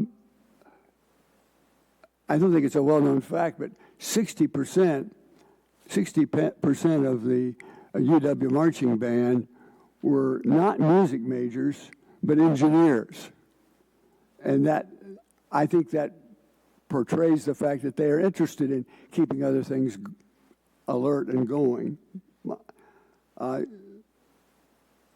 I could see a facility, and it would be in your own backyard here, which I think would make it very attractive. I think we can see a facility where all the arts are covered, whether it be the visual arts, music, and I got involved because I started getting phone calls that said, Mike, do you know of some place where I can rehearse a band, where I can rehearse a small organization? And I called around and I found out, no, there wasn't. They were either too expensive or so crowded with the other people's schedules that it couldn't happen. Plus, I think there's also a factor that schools nowadays, because they are trying to elevate the level of it, schools nowadays are being very particular on who they allow in to do different activities, which may be a bad thing, but on the other hand, I think it's it's what they did in Milwaukee, try to level it. I'm here with a whole bunch of people that represent very facets, but basically, it's the arts are important to keep on going, and you can do it with a very simple procedure here, as opposed to maybe starting with something big, and that is also, I think, part of the proposal. You want to add anything, Joe? Well, thank you, Mike. So again, Copa Inc. Is a tenant at the building at 2841 Index Road, owned by World Wide World. And so our current operating model is that we curate individuals and groups within the arts organization or within the arts community who are in need of space, and we subsidize those user fees for the space when needed. So this helps keep the space affordable, especially to those underserved populations. And so what we're asking for is modifications to our conditional use permit to expand our space in our current building, to expand some of the activities that we're looking to seek out, and those groups that we're seeking out. to utilize our facility, and as well as some additional operating hours for the building. And as Mike talked about, we have a growing need in this community to help support the arts, and that's what we're trying to do, and we want to continue to provide those opportunities to especially those underserved individuals. And we've seen great success currently with our Harmony project with One City Schools, seeing great momentum with that project, and we want to just continue to grow those types of activities within COPA. I have a question. Mike, are you the former band, UW band director? I used to be. Oh, I didn't recognize you. My neighbor was marching band, but he was a lawyer. I know. No, but I, yes. Okay. So I recognize your, what is that? Okay. So, I have a question. Oh, no, we are going to go down and we open the question. Okay. So, is Dale here? Secret? No? Okay. So, do you want to speak, Dale, or? No, he's representing. So you wish to register in support? Okay, yes, fine. Okay, thank you. All right, one more. We have one more is Ivo? Cosset? Ivo. To ask a question? Okay. Okay. Okay, now we're good. Okay, so that's it. So now we close the public hearing, and then we go to staff memo comments. Yep. Sure. So staff comments, the current zoning is BH, and amusement and recreation services, including practice and performance facilities for bands and orchestras and other entertainment groups, is a potential use that may be allowed in the BH zoning via a conditional use permit. So that is what is before you this evening. The original proposal, the original conditional use allowed for roughly 10,000 square feet of operational space in the larger building. The new facility would increase that space to approximately 17,000 square feet. This new conditional use permit request would also allow a greater number and more types, greater number of people and more types of public events, including recitals, exhibits, performances, and workshops. The applicants have also stated their intention to increase the permitted hours of operation from 7 a.m. to 10 p.m. to 7 a.m. to 11 p.m.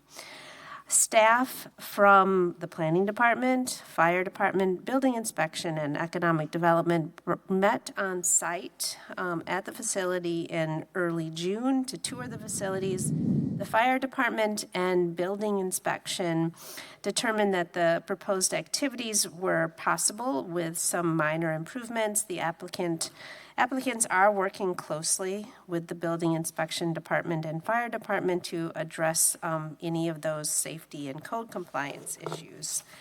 I've provided there's also some general notes here on conditional use. Staff does recommend approval of the conditional use request.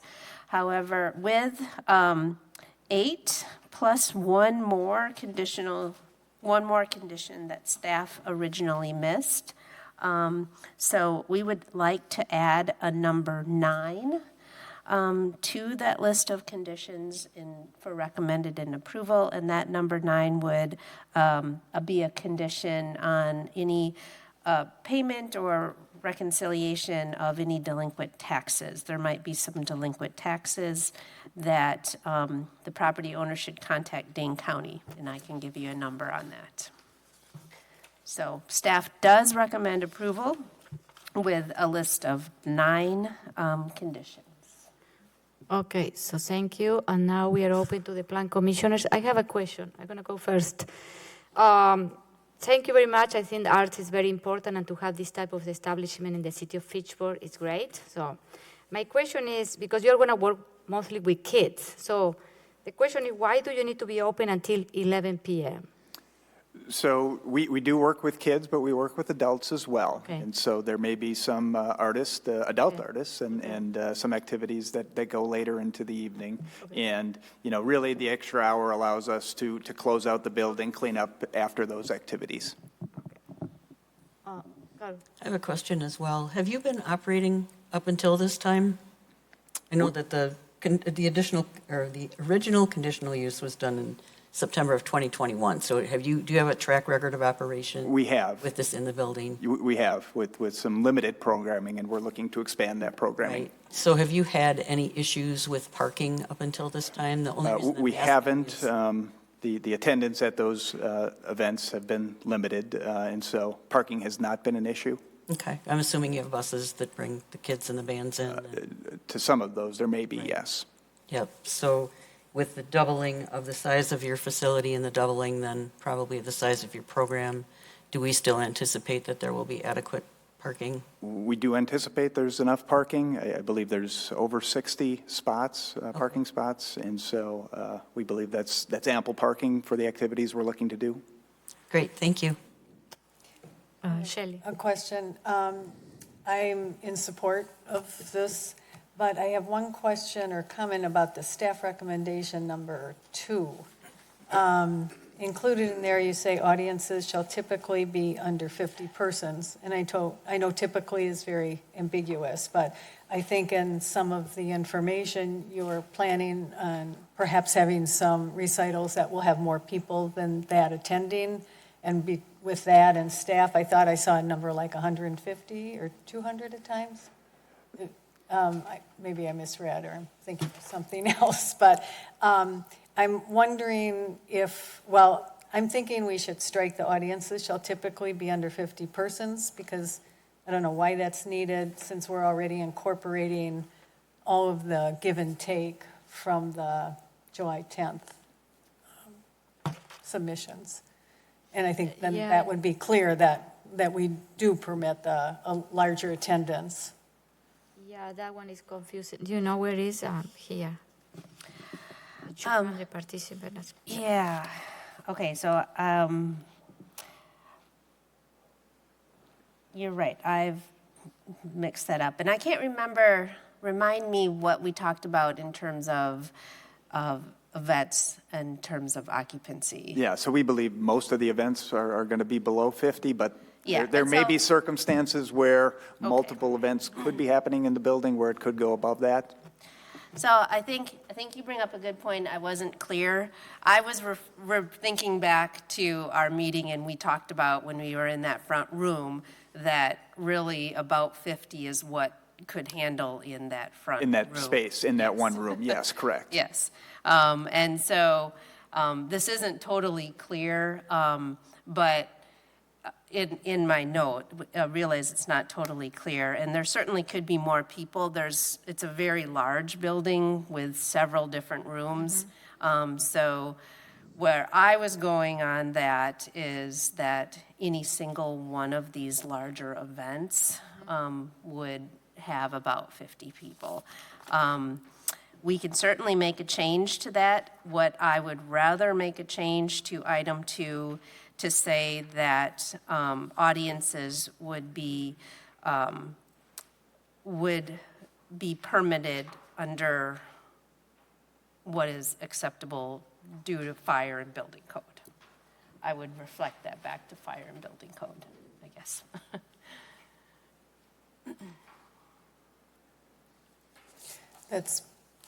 Would that be covered anyway, though, in 6 and 7? Yes, that's true. Yeah. So, yes, I'm fine if we just want to strike that piece. So which one? Audience shall be limited to 50 persons. And then just strike that sentence. What? The Audience shall be limited to under 50 persons. we remove it? Yes. Okay. If I might, lend some clarity. Okay. Yeah. Sid. Here I am again. Hi, David Boyd. I'm also with COPA. So the 50 number was part of the original conditional use permit, and it was based on some information that Jack Pearson and his colleagues came up with at that point. Typically, our largest salon, which is A, would have about a maximum capacity of 75 comfortably, and people standing there. So the notion of 50 would be, within one of those salons. We don't anticipate that we're going to have 50 people in multiple salons on a given evening, but in the large high-tech performance hall that we have, that's where you might see somebody in 50 to 75 people on rare occasions. We don't have any interest, intentions in doing any sorts of, you're not going to see raves, you're not going to see those types of massive public events there. These are recitals and small audience presentations. Okay. Does that help? Yes. Any other question? Oh, Gabriela. Thanks. So I'm looking at staff recommendation in number 8, the condition number 8, and why is the sunset so close to? It's just a little over a year away. Is there a reason that we have it to sunset in 2024? Yes, there is. So the original conditional use which was originally done, that also sunset. And when it came back last year, we did a sunset. And I'm recommending to do a sunset once again because not directly related to COPA, but there has been police calls to this facility in the last year. And I think it's in the city's interest to just make sure and check back in after 1 year that everything is consistently being operated. So it's a reflection of not on COPA directly, but on activities that had been occurring in the building. And then when they bring it back, would we just do it as one conditional use instead of the 2 separate ones, since they both sunset at the same time? Just out of curiosity. Well, we'll only have one. We're only approving the one. I guess you lost me, Gabrielle. We're only doing the one. In October 2024, we'll just bring back both of those. We'll have to approve both of the conditional uses for the original use of the building and that currently exists, and then this one. The one that was done before is gone now. We'll just have this one conditional use for COPA at this address. Okay, great. This will be it, yes. And completely, and of course, if Plan Commission is not comfortable with the sunset, that's fine too. That's a staff recommendation. And certainly if they come back in October of next year, if Plan Commission's comfortable to do an indefinite, do it indefinitely, that's fine too. Carol. I just have a question. I always thought that conditional use permits were permanent and stayed permanently with the parcel. Is that not the case anymore? It does continue to the parcel. It's my understanding that we can set a sunset on it. And that's how they've done it before. Okay. So, but to your answer, to your, yes. So generally when we do a conditional use in a restaurant, a new restaurant comes in, we don't require a new conditional use. Right, or if it's a conditional use you're doing for a very specific purpose that maybe you wouldn't normally do, you have to remember that if that property is sold or if someone else occupies the space, we're bound by the conditional use that is put on that property in that building. Right. So that's why we ask questions about parking and capacities and things like that. It has really nothing to do with that we don't trust that you guys are doing a great job, because I'm sure you are. But we have to be mindful of the future uses of that building as well. So that's why we ask the questions. So then I have a question for you. If it sunsets in October 2024, so that doesn't give you a lot of certainty, does that somehow jeopardize or make your current plans riskier? in terms of your build-out and? I don't know if it makes it riskier. Certainly the longer the permit is allowed, the better for us, but that just means we would have to come back to reapply at that time. Then to follow up on the reason for the sunset, Deanna, so you're saying there have been calls there because of the activities that COPA runs? Not COPA. Oh, not. Other activities at the building. And so why should that affect COPA?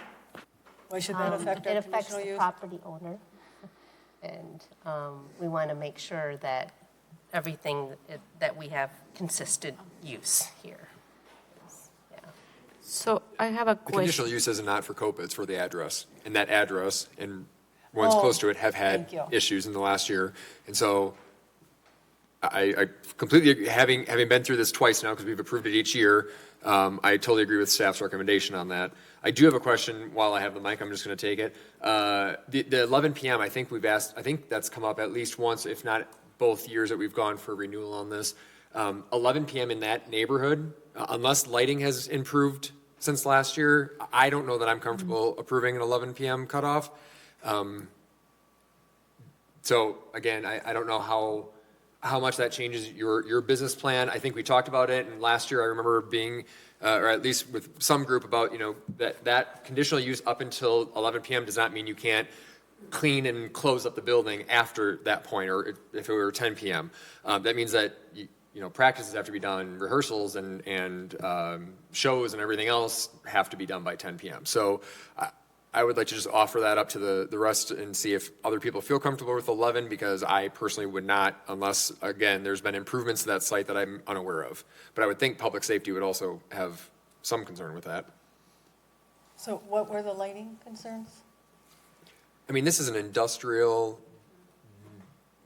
Area. bunch of This is a warehouses. warehouse. This Yeah. is warehouse area, and we're talking about, opening up for either adults or children to have this space available as an open business until 11 p.m. That just seems quite late given its use, especially in that neighborhood. If this were in on Fish On Hatchery Fish Road, Hatch, for yeah. instance, It would be different. it'd be very different. So that's why I just want to offer that up as a possible concern that we may want to discuss. So yeah, this is what I asked my initial question about the 11 o'clock, because I don't understand if you are doing most of your programming, a kid or, or young adult, to be open up too late. I don't know, that one is my...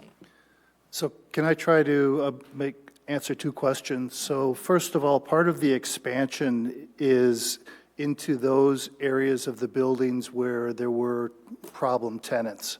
So COPA will be taking over the entire expanse of half the building, and there won't be opportunity for those types of problematic tenants to take advantage of the building's owner.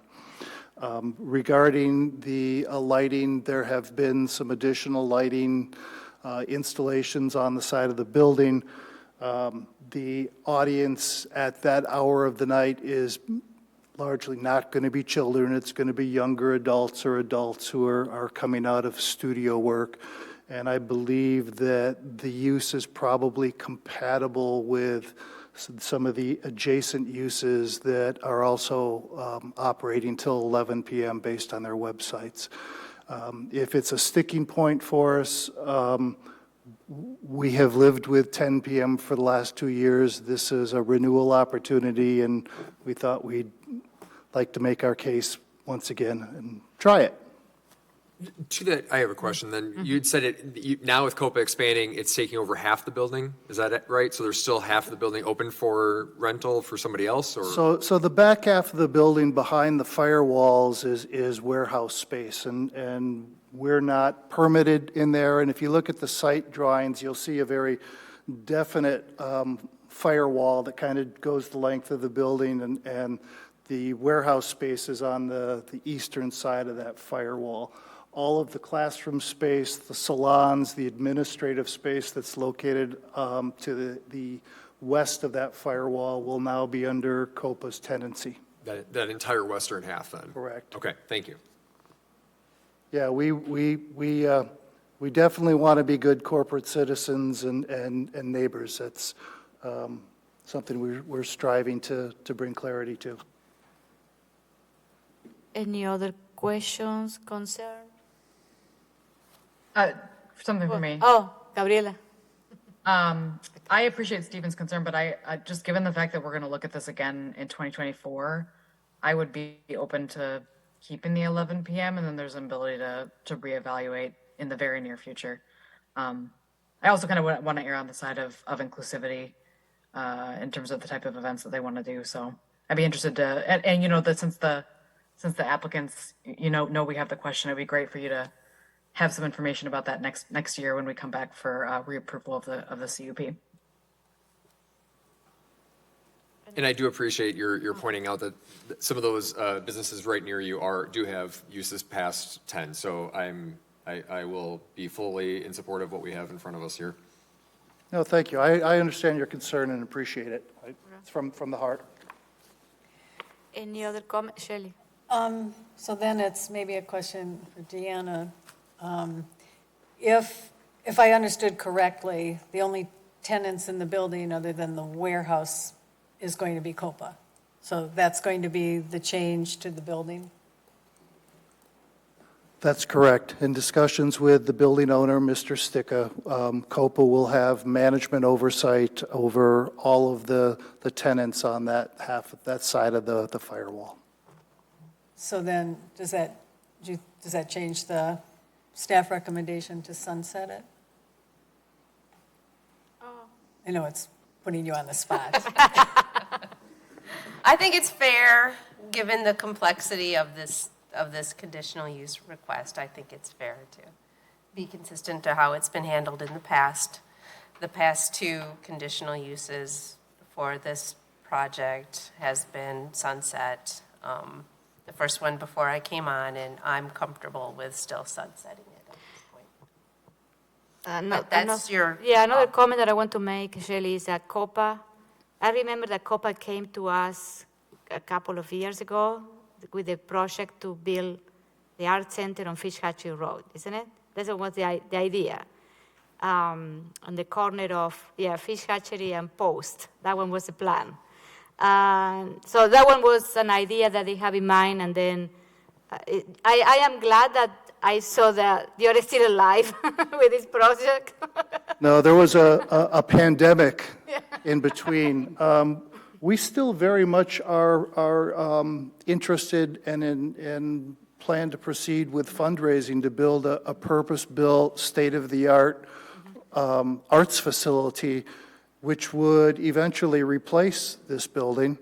And we have been working with some designers around kind of an arts campus idea, because Mr. Sticka owns some adjacent buildings there. And as you just saw, I believe this is also part of TID District 10. Yeah. And so, we're very much on track, but as you heard Professor Lacrone say, there is an amazing demand and need, particularly coming out of the pandemic, to have this type of affordable, flexible space for a variety of arts. And we're very pleased that Mr. Sticka has wound up his worldwide tour and is back with us now at this point to help keep an eye on the building and make the improvements that we need to do, and that we're hopeful and will work hard to raise the money needed to build a beautiful new building. But if anybody would like to get their checkbook out, we need a lot of money. And I'll just add, if we're allowed this expanded conditional use permit, that'll allow us to build more momentum. I mean, we're seeing momentum building right now, but as we bring more groups in, more individuals in, I think the word will spread, and that dream will come alive. No, I think it's great because I saw the first design for that corner and it was incredible. And I said, wow, if we can build this in Fitchburg, it will be great. So, and also, we have a lot of, in that area, we have a lot of kids that they attend to the Leopold School in that neighborhood on the west side of Fish Hatchery. And it will be great for all those kids because there is nothing there to provide this type of art, music, and all of that to outreach, to all of those kids. to be part of the COPA, programming. It will be great. So You are all, of course, invited to attend and participate in our sessions.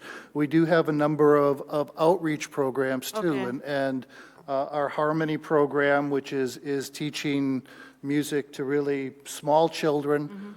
They did a summer program, I believe, at Leopold last year. They've been working very closely with One City Schools. We're growing in many different directions. okay, great. So very excited. So any other question? So I need a motion with the changes. I will move to approve conditional use CU-2512-23 with the 9 conditions noted by staff, with condition number 2 removing the sentence audiences shall typically be under 50 persons. I'll second. All those in favor of the conditional use CU-25-23, say aye. Aye. Aye. Any opposed? Aye. The motion carries. Thank you very much. Thank you. Okay, good luck, guys. Thank you. Please come visit us. Okay, I will. So next we have, we need to postpone. We do, but because we did the public notice. Okay, so we are in 5H. We are going to open the public hearing of conditional use request CU-2513-23 by Heather Claiborne to obtain a storage of equipment for a landscape contracted business conditional use on property associated with 4841 Barn Road. I don't know, but then we need to, do we have anyone? No. So we close the public hearing, so we need to. Okay, so this is a conditional use request and then ADR, an architectural design review. The applicants have requested that Plan Commission postpone to your October 17th meeting. The reason that they have requested postponement is they wanted to take a step back and do some reevaluation if this is the actual direction they want to go. So staff did not prepare any conditions for these 2 items, and we're requesting that Plan Commission postpone each item to October 17th meeting. Okay, so I need a motion to postpone. I'll move to postpone conditional use CU-2513-23 until the October 17th meeting. Second. All those in favor of postponing, say aye. Aye. Nay. Aye. Sorry, Gabriela. The motion carries. Okay, next, we need another. I'll move, what is it? The ADR associated with, where is this? 4841 Burn Road, move to postpone until the October 17th meeting. Second. All those in favor of postponing, say aye. Aye. Any opposed? Aye. The motion carries. So we move to next one. Next one is 5J. So it's at ADR Simbrick Prep Building. So we have someone in the audience to wish to speak. I'm here just to answer questions. I'm with. Brad Ziegler. Okay. So you are in support of this. Yes. So, okay. So staff report. Okay. This is a project that Zimbrick has requested. The proposal is to do just an exterior renovation of an existing building on Bryant Road owned by Zimbrick. So they're proposing some architectural renovations and some minor changes to the facade, including replacing the existing IFAS facade material, slight color change to match the other Zimbrick Buick facilities in terms of their color schemes across the road. The updates on the facade will also include new windows, a replacement of a garage door with materials largely matching the same. There are some interior renovations that are beyond the scope of this request. The site changes include replacement of asphalt and concrete pavement on the south and east side of the building. No changes are proposed for the grades. Surface materials on the north and west side of the building will remain the same.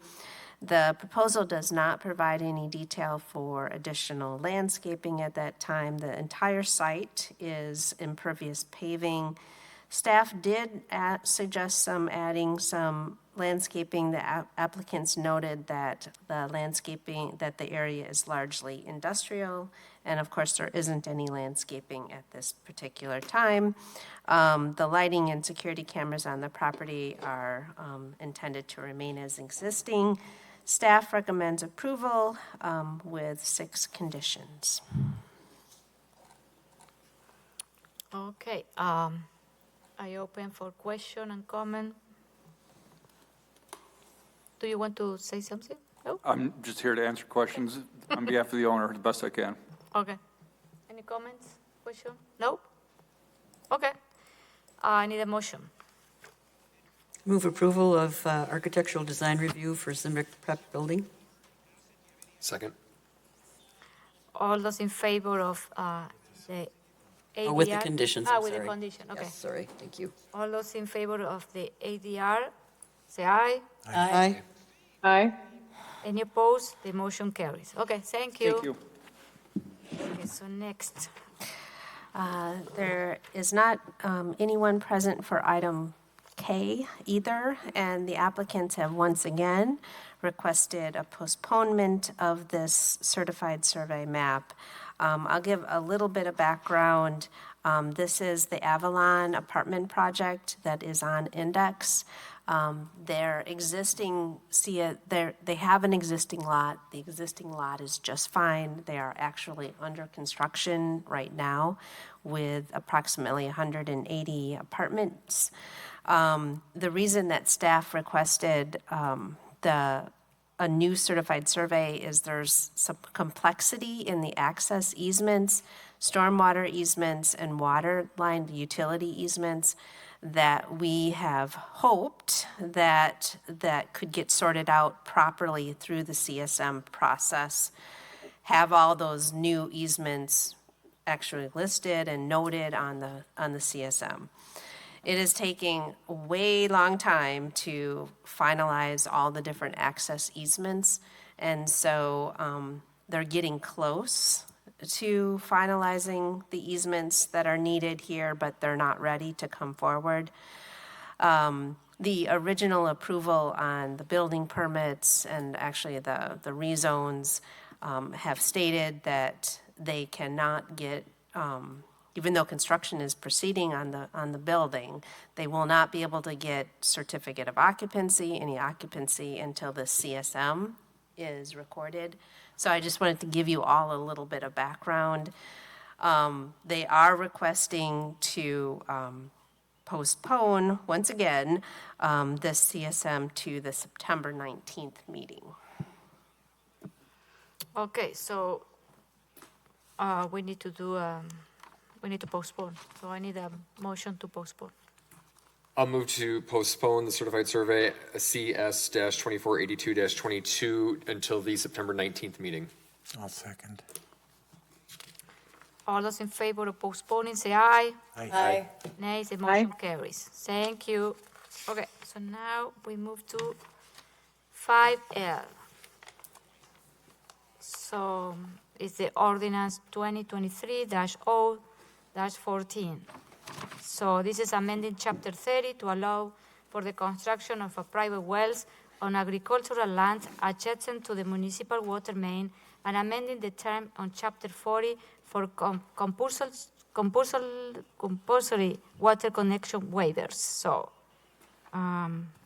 Diana. Okay, so under our current code, there's very limited times when the Director of Public Works can authorize a private well. And so staff has been working with Groundswell to offer a path forward to allow them and others to do a private well. So the staff prepared ordinance changes would allow the Director of Public Works to allow construction and operation of a new private well within 200 feet of a city water main when the following conditions exist. Number one, the water is not used for human consumption and only to provide water for irrigation and post-harvest handling of agricultural products and watering of livestock, and the private well is located in a parcel at least 10 acres in size and zoned agriculture. So those are the two items that would allow a new private well within 200 feet of a city water line. Okay, so we have two people here that want to speak. One is Angela Westblank. So she wished to register only in support. I don't know, you want to speak? I could just say a few words. Okay. Yeah, our property is located within 200 feet of a municipal water source. The well would not be located within 200 feet of that water source. Groundswell Conservancy has a 40-year history of protecting land, and one of our major projects in recent years has been equitable access to the land for BIPOC farmers. And one of those farmers is Robert Pierce of Neighborhood Food Solutions.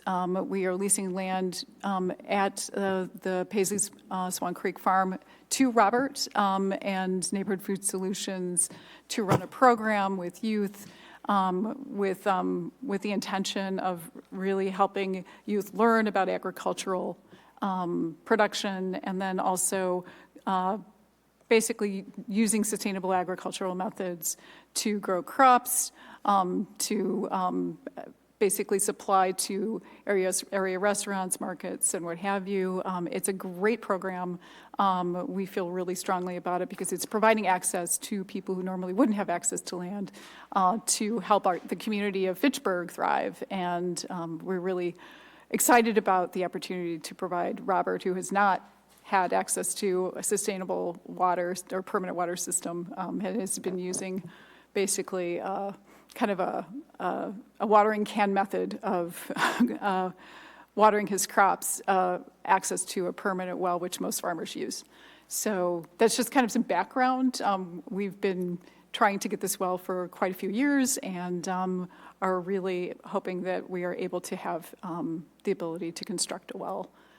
So I just wanted to thank everybody for allowing us to be here and to make our case. I will introduce Mike Foy. Mike Foy is our former land protection specialist. I don't know if you have anything to add, Mike. That's good. Okay, we have Mike here on the record. Do you want me to talk about Hagen Rural? Or, do you want me to talk about No, I want to ask a question. Then we'll come. I think this permit also went to Public Works and it was approved. We changed. Okay. Okay. So my question to you is, can you explain why do you need to use, a private well water instead of the municipal water? And one of the, I think the requirement is that you're not going to plan to use this, use water for consumption, human consumption. Mm-hmm. It's only for, watering the plants and So can you explain that? Yeah, I can start off, and you can fill in, Mike, if you have anything to add. One of the reasons is we're both not-for-profit organizations, Neighborhood Food Solutions and Groundswell Conservancy, and the cost of municipal water and a municipal water hookup.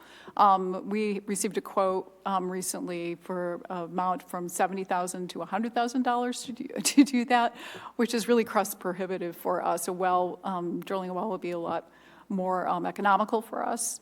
There are other issues with just the type of water, though we cannot prove that municipal water would harm plants, the soil does not benefit from chlorinated water. There are microbes in the soil that are impacted by chlorine, so that's another issue. Do you have anything else you want to add, Mike? Basically, just we're zoned exclusive ag, and It's almost, an act of accident of development patterns that we end up with a hydrant within 200 feet.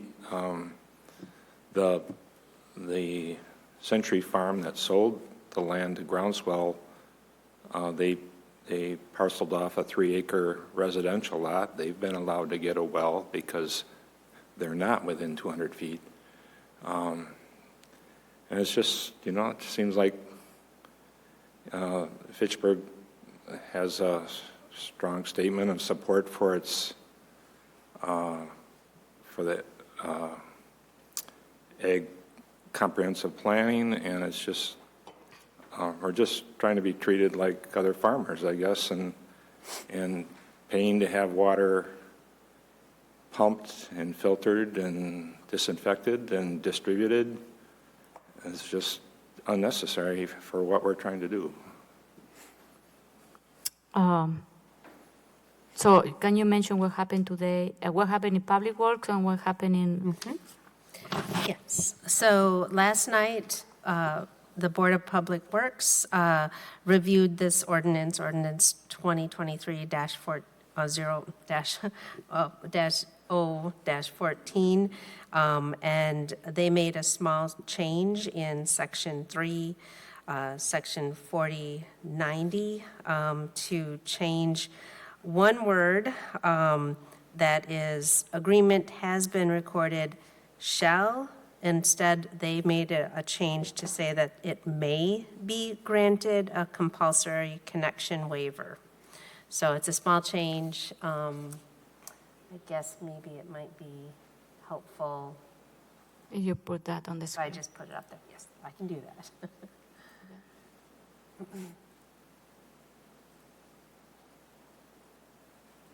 Okay, so in this section A, they made a small change. Can you all see that? Let me see if I can bring that up.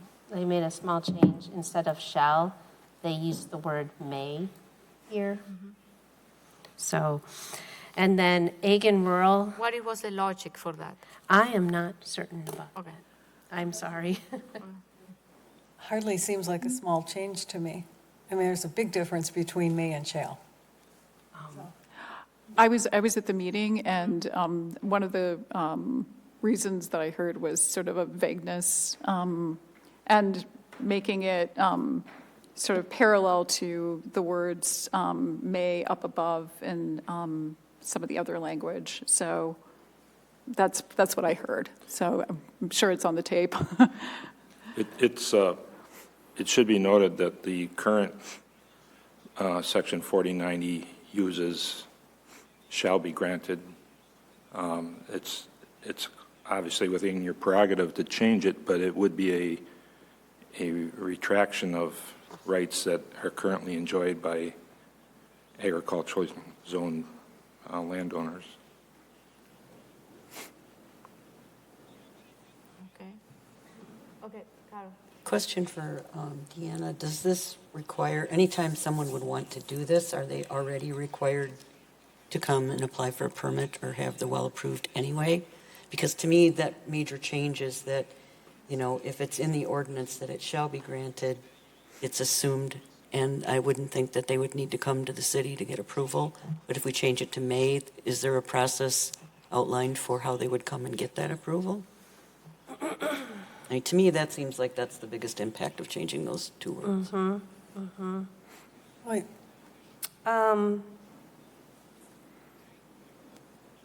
I think the thinking, so farmland preservation agreement, they're not very common in Fitchburg. I will say that. And I wasn't involved in drafting this section, so I don't want to overspeak here, but because of the city's commitment in the past to farmland preservation, I think the original thinking was yes, there wouldn't be any discretion if they have an existing farmland preservation agreement with the state, that they would automatically, the city would automatically grant that connection waiver. It's my understanding that the Public Works said, well, we want some discretion here, so we said may instead of shall. And this is also, that's also just for compulsory connection, which is different than the private well permitting, which is also under discussion, but, and I only know this because I looked at it because I was on the Ag Committee, so it's not the well permitting section. No, you're right. It isn't. This is an amendment that is being proposed reflecting on the original well permitting. So this one is not the original language of the ordinances. So we are amending the language too. Yes, for that section 40-90. Okay. So can you explain what happened today in Ag and Rural Affairs? Yes, and I will allow Shelley to jump in. I think I can summarize this, though, fairly quickly. The Ag and Rural Affairs Committee this stimulated a lot of questions, a lot of discussion. They were not comfortable to recommend approval of the ordinance as stands. They have requested some additional time to do some additional work. They've requested a work session to try to understand the impacts of this proposed ordinance on the agricultural committee, on the agricultural community, I'm sorry. So what they have done is formally postponed their review of this ordinance to the August meeting. They have approved a postponement of this item to their August meeting. I'm kind of bothered by all this because if we postpone it long enough, we're going to have 20 feet of snow. Yeah, exactly. You know, I mean, I would like to see this taken care of for that. I don't see a problem. That's right. I don't understand what the concern even originates. I'm having a hard time trying to figure out what the consternation could even be about, honestly. Other than I would especially expect them to have been in favor of it because we're getting people off of the city utilities that they don't, as a farmer, you would not want to, obviously, would not want to be using. So I don't understand why we would have any kind of a concern. Yeah. Mm-hmm. Public Works might have a concern because we're going to be losing money, right? That's the only body I could think of who could care about this. I don't understand. Yeah, but anybody that's been watering their grass at all during the drought certainly understands the cost involved in using city water. I think the concern was that the language is too limiting. So I think they want a discussion as to whether or not it should be broader and so allow more permitting of private wells under broader circumstances. So they think this is too limited. But was my read of it. But this is too limited because we are trying to do like a permit to this specific farm, So the other thing that we need to consider is they have been trying to get this since 2021. Okay. I fully support this ordinance the way it is because these people are already. We start talking about like a couple of months ago with this, and then we are in the middle of summer or going to August. So, and also you're planning to do some farming during the fall and winter too. This is the idea. That's really up to Robert Pierce, the farmer. Originally, when he appeared before the Resource Conservation Commission, he pointed out that if he had a secure water source, that he would use it to start plants, way outside of the normal growing season in his hoop house that he hopes to have set up at some point. So it is It is a frustration for him. Because now that you are connected to the hydrant, and then the hydrant is, for some reason, in the fall, they close it, and you don't have the water access. This is what was my understanding. I am correct? This is why they want to have the private well, so they can have an operation that the whole year. So, Gabriela, do you have any comment, question? Yeah, I just wanted to add to this. I've been following this. The Grand Soil Conservancy brought this to the Resource Conservation Commission back many months ago, more than 6 months ago, and during the winter, in the hope that we could get this resolved. And I've been following this and advocating for it along the way. There was actually I don't know if it was an ordinance, but it was a process by which a farm could apply to have a variance for this specific situation. But the wording of the ordinance was basically impossible to meet. It basically they had to prove that you could not water plants with municipal water in order to be able to dig a well. But it's just like, frankly, not true. Like, of course you can water plants with municipal water. It's just, that's not the preference. And in this particular case, I think it's justified to have a well. So that was the reason for this ordinance change, was that it was sort of a catch-22. We had this ordinance that said that it allowed it, but it was impossible to meet because this project was a perfect scenario of what we should allow, and it didn't meet under those criteria. So that's what this ordinance was. So I'm glad to hear that the commission members are in support of it. I think I would love for us to pass this as it's written, in part because this is what went through legal, went through our attorney. Yeah. So I'd love for it to stay exactly the way it's worded. And then if the Ag and Rural Affairs Committee wants to make changes and expand upon this or constrain it, they can then make amendments to this ordinance. But like the mayor said, this group has been waiting on this for years, and it has been stalled again and again and again with turnover of staff and blah, blah, blah. And I just really hope that we can get this done so that they can drill a well prior to the winter, because otherwise their winter activities will be limited once again for yet another year. Just the messenger, but I think, it's an ordinance, so it doesn't apply just to this project. So that was their concern, that it's going to be too limited. But I have another question. Is there any ability to appeal, so to speak, the denial of the private well permit under the existing statute code? I know that the language is difficult, but it's also kind of ambiguous and vaguely written. So is there a mechanism for an appeal to not getting the permit under the existing 3067B? Does anybody know that? No, I don't know. We need to refer to legal, but. Yeah, I would have to refer to, I would assume there would be a method to challenge staff. No, certainly in zoning, there's you can go to the Zoning Board of Appeals to challenge the zoning administrator's decision. And so I'm certain there's a method to challenge staff's Legally. decision. Take it to court. Yes. Well, I don't mean going to court. I meant within the system, Right. within the city, there's. I would assume there's a parallel method to the Zoning Board of Appeals. I just don't know enough to state that. It's just my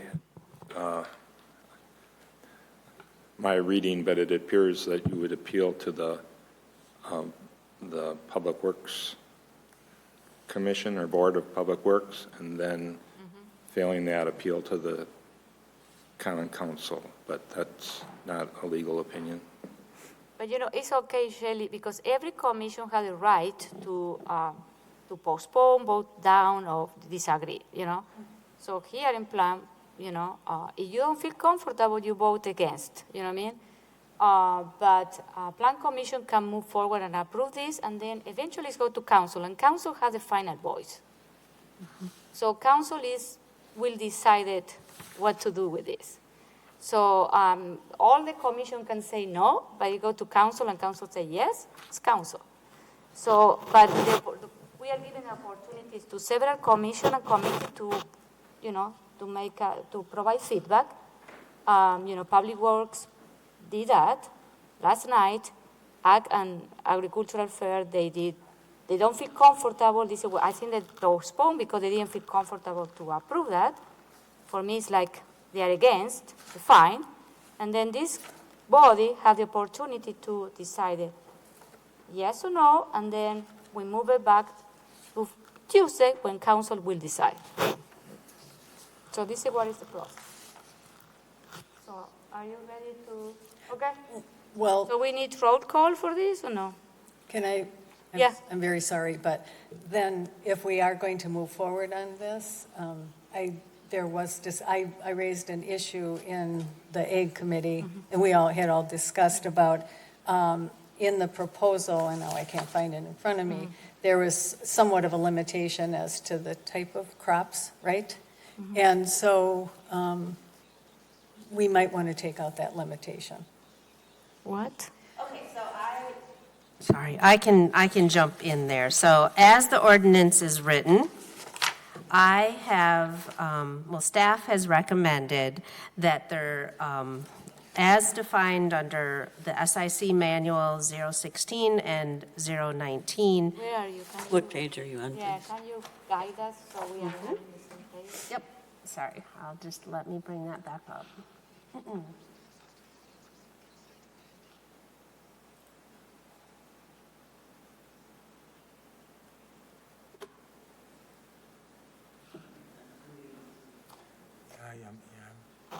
Let me just, it's on the ordinance, and I can kind of go through that for you. So let me preface this to say that my thinking on this is that anytime that we have a water line, there's residential neighborhood there. And so in this case, we have a water line. The nearest water line is connected into Terra Vesta. So what my proposal here was sorry, I didn't bring it up yet. What my proposal was here, as you can see, was to limit the types of agricultural products that would be allowed to obtain a private well, and then limit the types of livestock.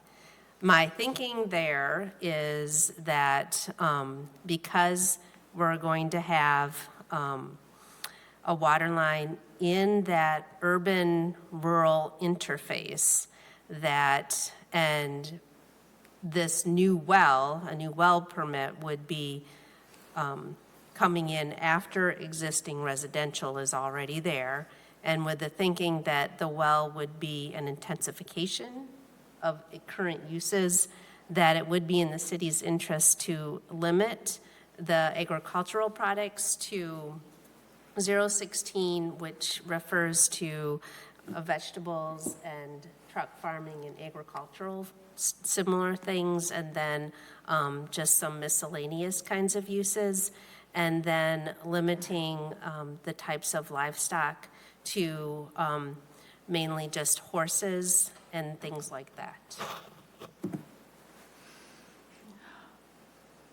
So I want to make another comment that this ordinance was reviewed by legal many times, okay? And the language was reviewed by staff many times. So, I think, we have some,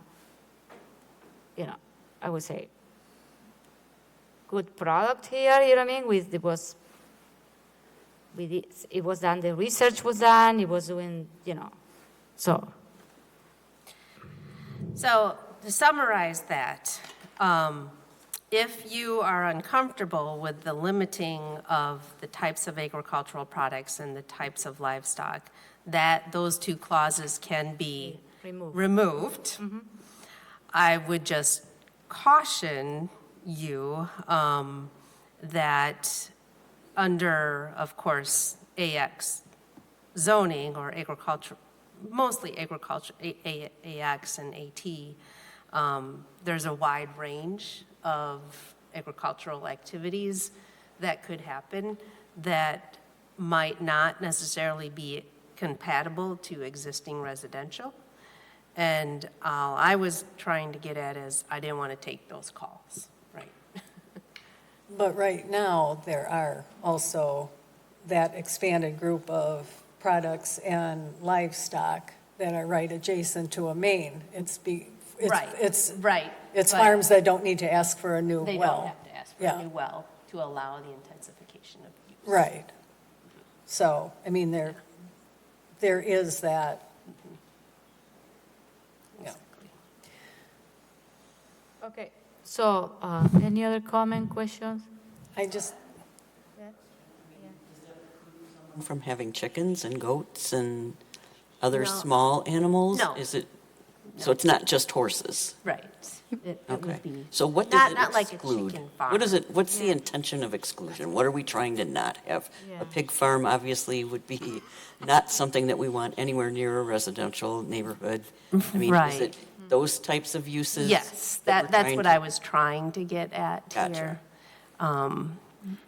Anytime we have the water line there, you can assume there's houses there. So I was more thinking about protecting the city to say that we're going to allow the new well here, but we want to make sure that the additional or more intensive uses are compatible.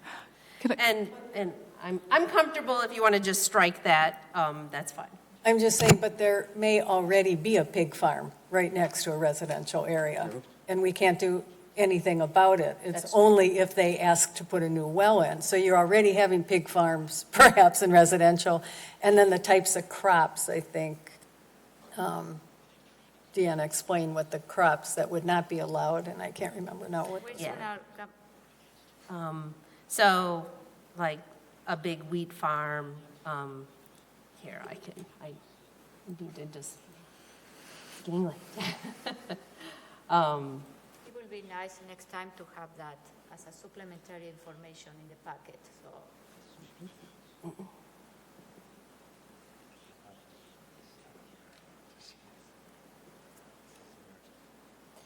So,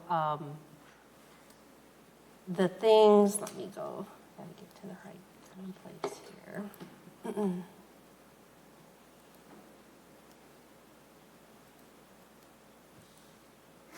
So cash grains, right now as written, cash grains would not be allowed, so wheat, rice, corn, those types of things.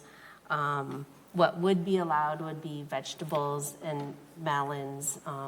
Would not be allowed is cotton, tobacco, and then other kinds of general primary crops would be allowed. Crop corn. Yes. Feed corn. I do have a question. Are flowers and other types of products, are those allowed under this, this specification? We do have growers who are among growers in another farm who grow quite a few flowers. I don't know that that's happening here with Neighborhood Food Solutions. He's not really focused on that, but I guess I'm just feeling a little constrained by being limited, limiting farmers to a certain types of crops. Right now, there aren't pigs on this farm. I don't see that in the future. I can see where you'd want to protect, that from happening. But I guess I'm feeling a little bit constrained, and I'm wondering if I need to see the list, and I think our farmers would all need to see the list in order to comply, and so just kind of throwing that out there. Can we strike this out? Do we need to have it there? You may. I mean, I think in many ways, if you don't want something that's just written for groundswell and doesn't apply to anybody else,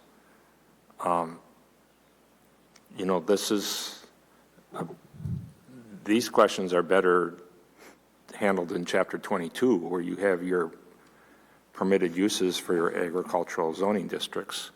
Because if you start making special restrictions on agriculture based on whether or not they drill a well or not, you're actually making a whole new part, in my view, of the zoning code.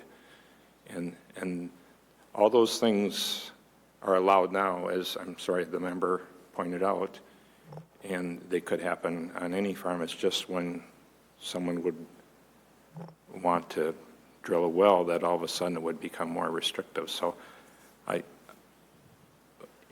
with respect, I think that's better handled in Chapter 22. Chapter 22 of... That's your agricultural district. Okay. Chapter 22 Okay. is Now I our want to... zoning ordinance. Okay. So, well, okay, yeah.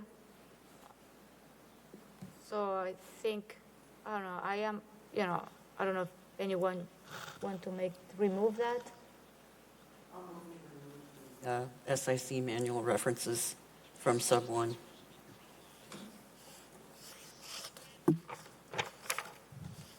Second. Only the 016 to the 19 or the whole, I would say just remove the whole reference if that's what you... as defined by blah, blah, blah, all of that? Okay.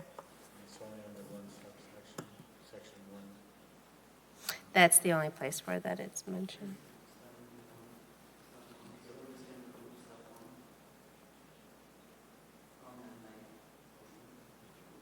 Oh, they reflect that. What? Okay, I'm confused. What we are removing? Sorry. Go ahead. I think what you're saying, that we would remove this entire section. Oh, okay. And here, I'm sorry. Okay. We can do that. I think what you're saying, if everyone can see that, we would just remove this entire section. Okay. I think you should not the keep in livestock. water of livestock only. 'cause Right. Oh, right, okay, sorry. Yep, so we'll remove this section and then remove this section. Okay. And then I have just one other thing about the 10 acres. I'm just curious why it's 10 acres, and is that going to be okay for you guys? I thought Oh, yeah. you had said something about you might only have 7 acres? We have 35 total acres, 14 that's arable. You have So, yeah. 14. So no, it would not affect us. Yeah, We'd be fine with that. yeah. And then so what was the thinking to have the 10 acres limitation? You know, that one wasn't one that I put in there. And honestly, I can't. I mean, we have a number of people who live within the urban service area who have, 2-acre farms, like small little almost hobby farms. I know we've had a few things come before this body in the last couple of years. Is it so that way we don't have those more? I don't know. I'm just curious because we have a lot of different farming around the city of Fitchburg. Or in order to consider to be a farm, it has to have at least 10 acres. Otherwise, okay. I don't know, is that in the... There isn't a specific reference. I will say that, your typical kind of 2-acre hobby farm is very unlikely to be zoned as agriculture. And you're not going to put like a private well for a 2 acres. I don't know, it's not going to be. So maybe if we don't know a good reason for it, what about taking that out too? I'm not sure what the thinking was. I wasn't involved in that particular discussion. That one was in the original ordinance, that language? I think so, isn't it? Oh, in the original ordinance. Yeah. Look at that. Maybe I it was can do in the that. original ordinance. I can do that. Because I think that's, if I'm correct, that's 3067 and 200 feet, private well. This is, I think, the original section. I don't think it mentioned the 10 acre. Oh, no? Oh. Right there. That's what I've put up here is that original section. I think the city, I think this is more of a public works kind of thing to not have wells on 2-acre lots all over the city. Yeah. I think it makes sense. I don't know. Yeah. But then you said they probably aren't zoned agriculture. It's going to be very unusual to have AX or AT or an AS that is 2 acres. Right, because you're 14 acres, and that's, I mean, So the Well, you're confusion 35, is that but we have a total of a 35. little more than 14 arable acres that aren't wetland or stream buffer. But the parcel land is 35.6, so it qualifies as exclusive agriculture. But it's a little bit apples and oranges, how much tillable land you have versus what your zoning classification is. I mean, you just wouldn't want somebody to get messed up that only has 9 acres. And then, Well, they can come and then we I was can just going to say discuss. that exact Yes, same thing. They can come. And then we talk They can about come that. and propose a new, work with city staff to propose a different ordinance or a change to this ordinance. I think part of this is it's 20 after 9, so I feel your appreciation for it, but at the same time, I'd like to move on. Yeah. So if we want to take a vote on that as a friendly amendment, happy to do that. Okay, Otherwise, yeah, let's move on. Okay, so who's going to do that? So where are we? I'm in the back 40 right now. No, are we Carol, Yeah, we are in the friendly, someone had to move a friendly amendment to remove that. that's I where will, we stand now. I move to remove the limitation of the at least 10 acres from the proposed 3067 BM2. No, I thought that we have another. We have a motion on the floor, I think. Yeah. Seconded Yeah. for the SIC manual removal. Yeah, so we those need two to, are taken care of. I think we need to vote on that. we need to vote. All those in favor? I'll second. I second it.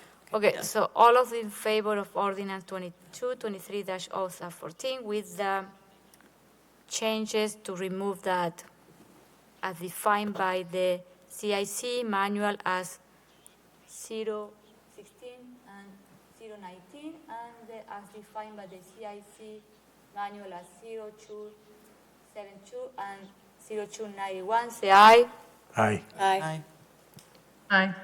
Any opposed? The motion carried with the amendment, friendly amendment. So, okay. So now you want to make So a motion? I move to remove the at least 10 acres language from the proposed 3067 BM paren 2.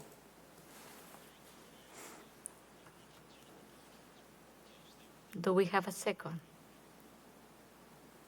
I'll second for discussion, but I don't have a problem with the 10-acre requirement. I agree with Deanna that it's probably Public Works thinking, how many private wells do we want hanging around in the city? And I think 10 acres is a reasonable size where it makes sense to not use municipal water due to the expense. And I agree with Julia. I believe that the expense to put in a well for something that's underneath 10 acres wouldn't make sense either. So I don't think there's any harm in leaving that there, especially if it gives Public Works a comfort level. Yeah. Okay, so, So do a vote on that. so we need to vote. All those in favor of the amendment to remove the 10 acres, say aye. Aye. Any opposed? Okay, okay, it was, the motion, no. is Motion will rejected. fail. Fail. Okay, so, so now we are done, isn't it? No, we need to move for. Now we need to do the resolution unless there are, the ordinance unless there's any other amendments to the. Yeah, so now we are going to, I need another motion to move the ordinance. as amended. 2023-0-14, as submitted by staff with the amendments provided at plan. Second. All those in favor of ordinance 2023-0-14? As submitted by staff By staff and plan. and amended by And plan. amended by plan, say aye. Aye. Aye. Any opposed? The motion carry. Okay. Thank you. So, Thank you. Can I just say one quick thing? yes, Deanna, could you pass it along to staff? That'd be great to like have these amendments laid out in the packet for council. yes, please. Oh, yes. The specificity of each individual and amendment from each of the commissions, just so there's clarity when we get to council. Yeah, we can make sure that ends up in the packet. Yeah, because Gabriela need to explain all of this on Tuesday night. Okay, bye. Bye, Angela. Okay. Okay, so next we are in the 5M.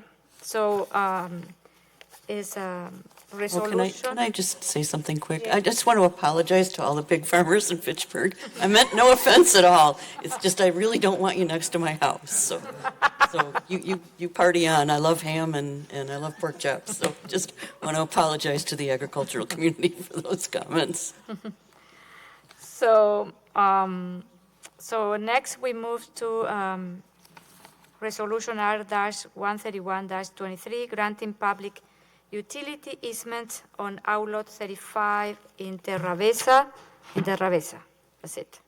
Okay, so this is a request from Public Works, and actually the request is from MG&E to grant a public utility easement in Outlot 35 that is this was under city's ownership right now. This is the outlot. It's right off of Romaine.